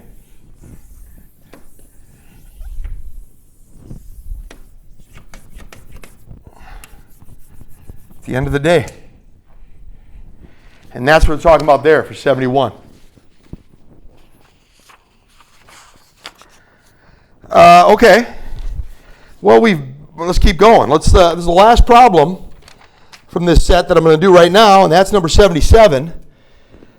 The temperature of a 10 kilogram block of lead, okay, for 77, the temperature of a 10 kilogram block of lead is increased from 18 degrees Celsius to 55 degrees Celsius at a constant pressure of 1 atmosphere. The coefficient of linear expansion of lead is 28.0 inverse degrees Celsius.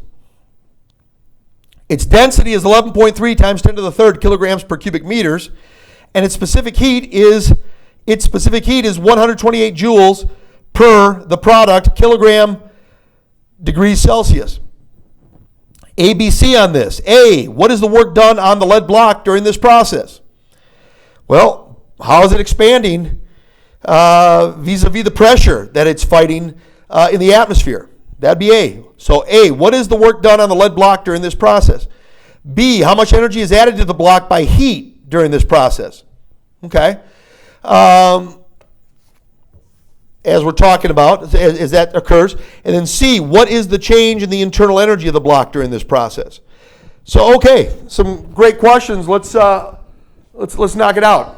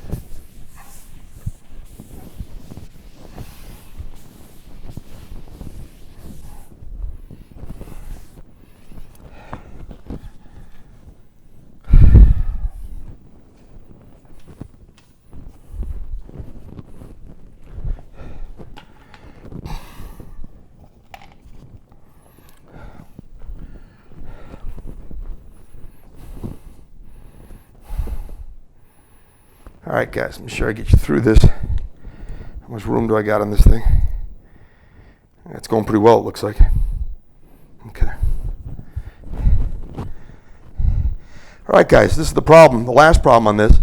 So let's see what they're saying here. They're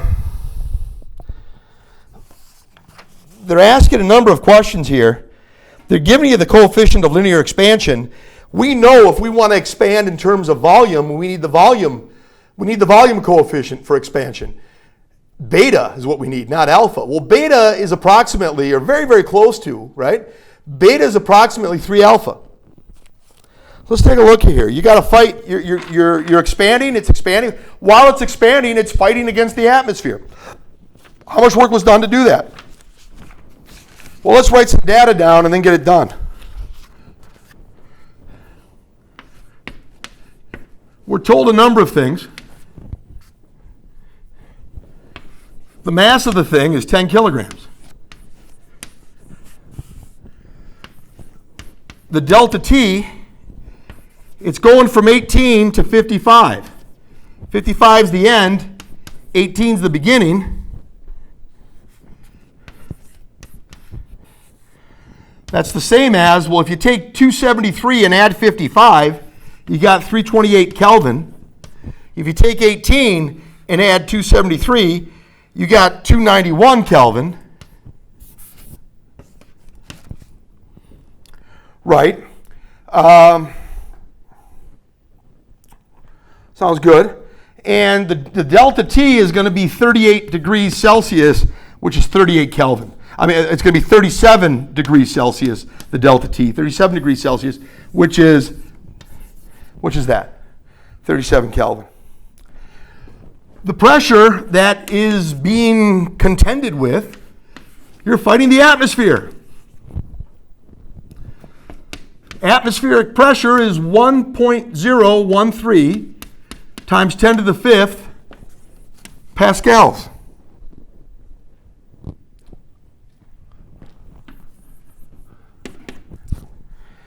Beta equals 3 alpha equals 3 times what they gave us times 10 to the negative 6. For some reason, did they even do that? I mean, that might have been their typo. And it is. There's supposed to be a negative 6 there, times 10 to the negative 6. And I encountered that when I looked at some of the solutions, the way they had given it. But we have that. And then that's going to be, beta is simply 84. Well, what's 3 times 28? It's 84 times 10 to the negative 6 inverse degrees Celsius. Whole thing on that.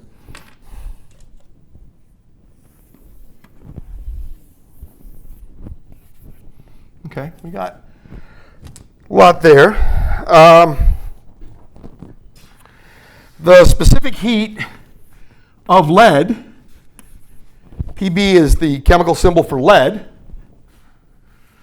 The specific heat for lead, we'll just call it C because we're just dealing with lead, is 128 joules per kilogram per degree Celsius. And the rho of lead is 11.3 times more dense than 11.3 times more dense than water. 11,300 kilograms per cubic meter.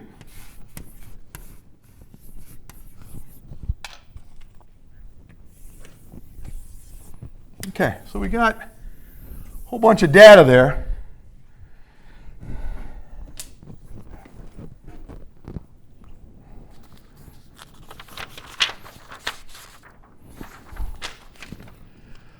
For 77A,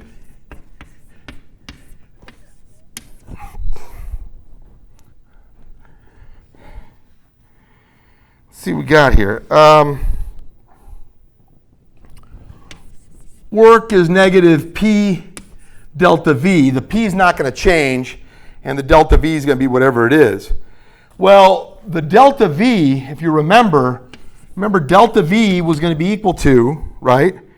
Beta V0 delta T, which is 3 alpha V0 delta T, et cetera, et cetera. Well, that's the delta V we're going to use up there. So it's not too bad.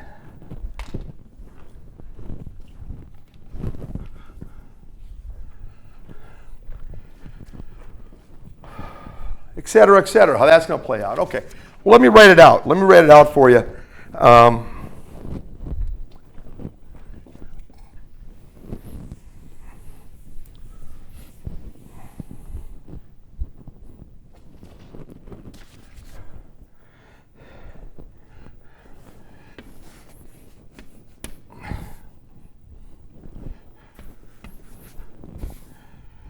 Negative P times delta V. What is it?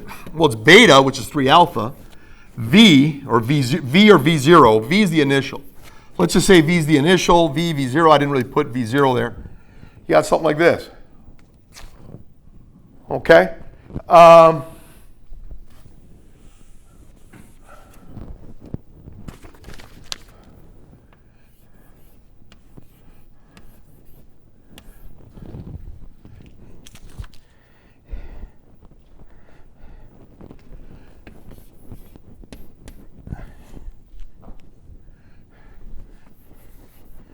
Here's a negative.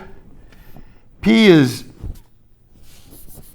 1.013 times 10 to the fifth.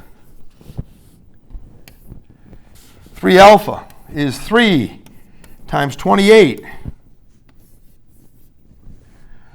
3 times 28 times 10 to the negative 6.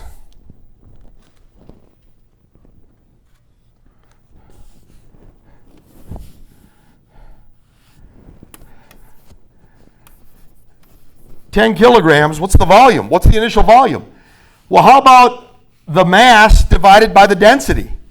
The density is 11,300 kilograms per cubic meter.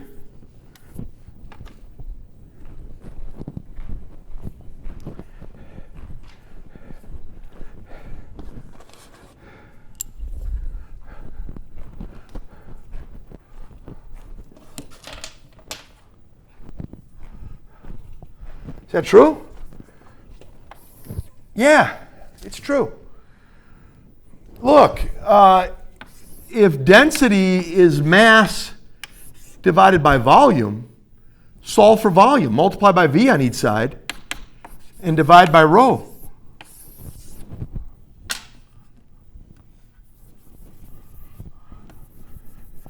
Absolutely, that's true. Absolutely, that's true. So it's 10 kilograms divided by 11,300 kilograms per cubic meter. Sorry, the quality of the chalk ain't that great, but you see the numbers, and you got it in my notes too, guys. Times a change in temperature of 37 Kelvin. Multiply all that out. 37 Kelvin's here on the bottom. That's all of this is right here in numbers.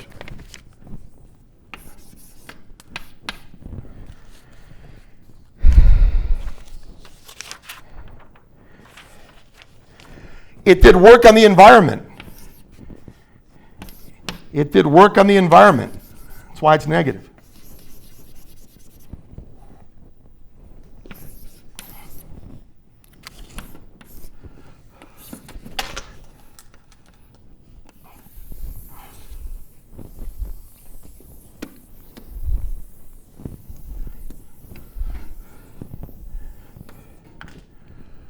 And there it is.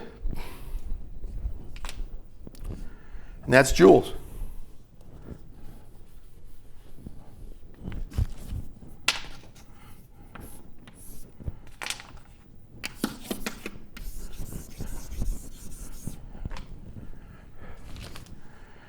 And that's joules. So that's A. That's A right there, guys. B, they're saying how much heat did this thing absorb? Now look, it did this amount of work. It did this amount of work. Now what does that mean? That means work wasn't done on it. It did work. In other words, it gave up its heat energy in expanding. It kind of became like a piston. The whole thing kind of became like a piston and it expanded. So work was not done on it. With the heat that was put into it, some of the heat that was put into it went into expanding into the environment. It gave up the heat that was put into it to do work on the environment. So it lost this much heat in doing work on the environment. Lost this much heat in work. How much heat did it absorb to begin with?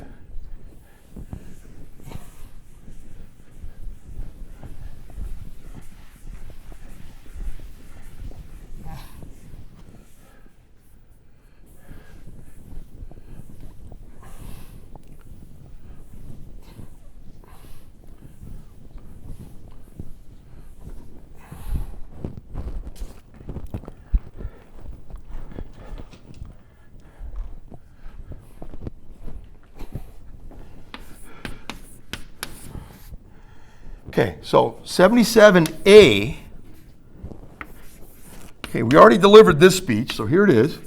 Let's just write it down.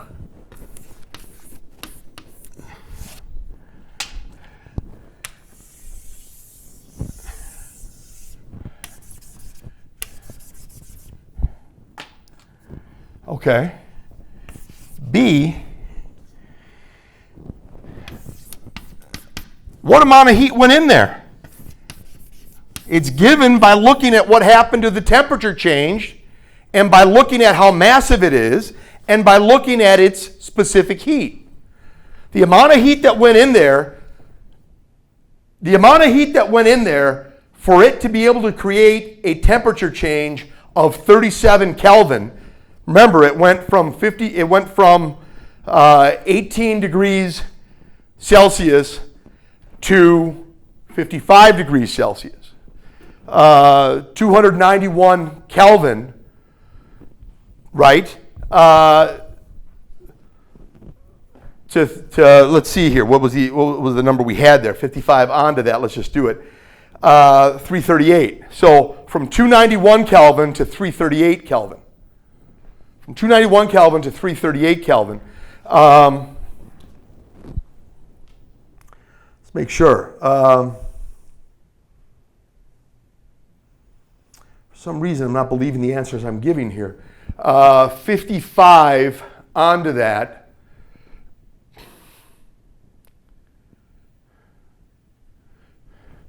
Let's just see here, guys. It went to 50. Was it 55? Do I even have the right numbers here? I'm sure I do, but let me. 18 to 55. That's certainly 37 Kelvin. The delta T is certainly 37 Kelvin because it came from this on the high side, and it came from this on the low side. And we said this is going to be 291.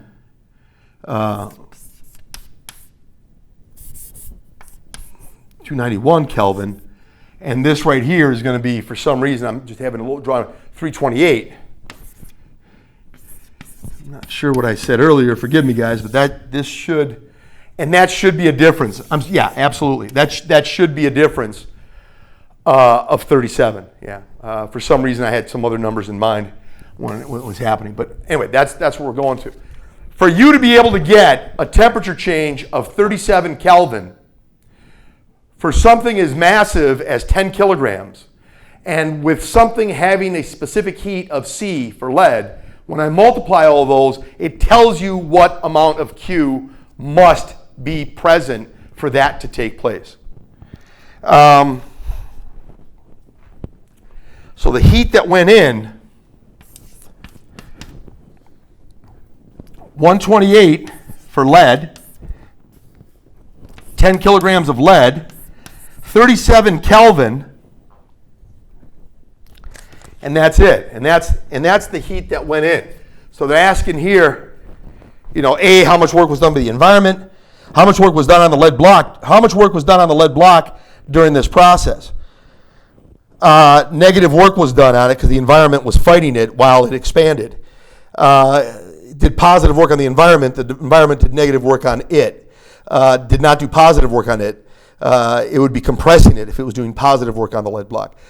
B, how much energy is added to the block by heat during this process, and then C, what is the change in the internal energy of the block during this process. So we're looking good, guys. So what you got is for B,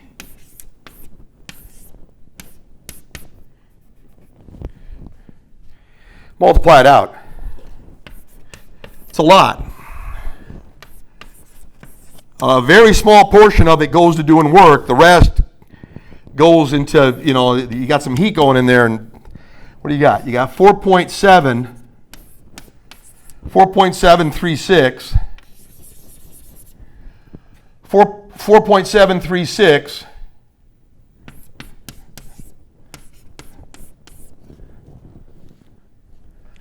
and you can write this a whole bunch of ways, guys. I mean, there's different ways you see this written. 47,000 is the same as 47,360 joules. 47,360 joules is the same as 47.36 kilojoules. All right, so I wrote it a bunch of ways here.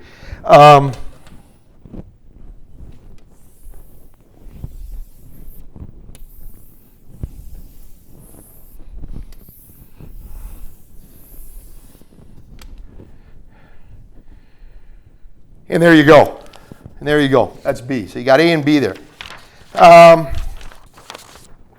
Of all the heat that went in there, this is all that went in there, guys.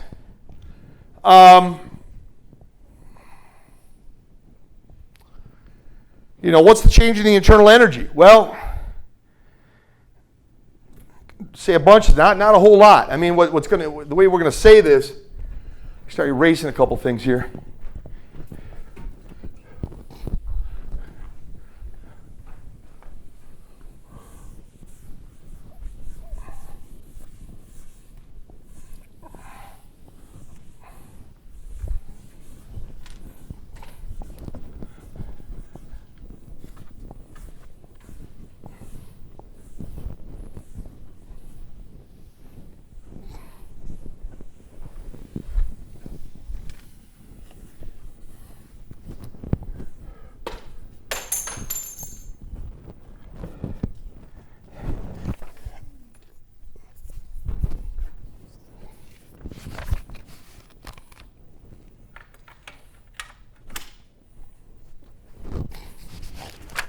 Okay, so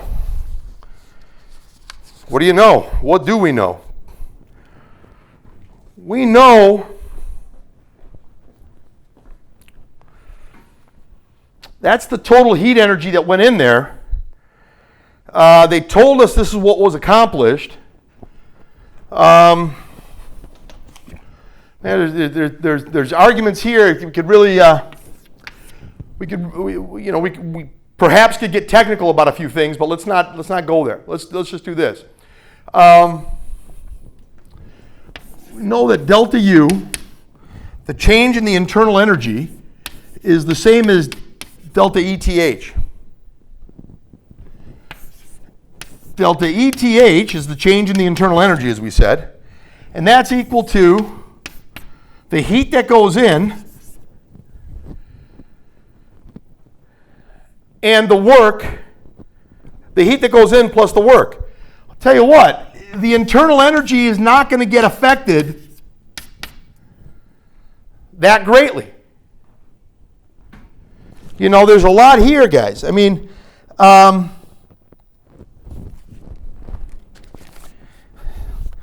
we got to make a long story short. This is the total heat they put into this thing. It's the total heat they put into this thing. When they did put this heat into this thing, some of that heat took off or was converted to some kind of sort of mechanical energy, I guess you could say. The lead expanded. This heat that was put in, this is the heat that was put in. Some of that heat this is the heat that was put in. Some of that heat that was put in went into expanding the lead. This is the heat, this is the total heat that was put in. This is the total heat that was put in, and some of that heat, some of that total heat that was put in went into expanding the lead. The rest of it went to the internal energy. The overwhelming majority when it's in the internal energy is what happened. Overwhelming majority. 47,359. 0.72 joules.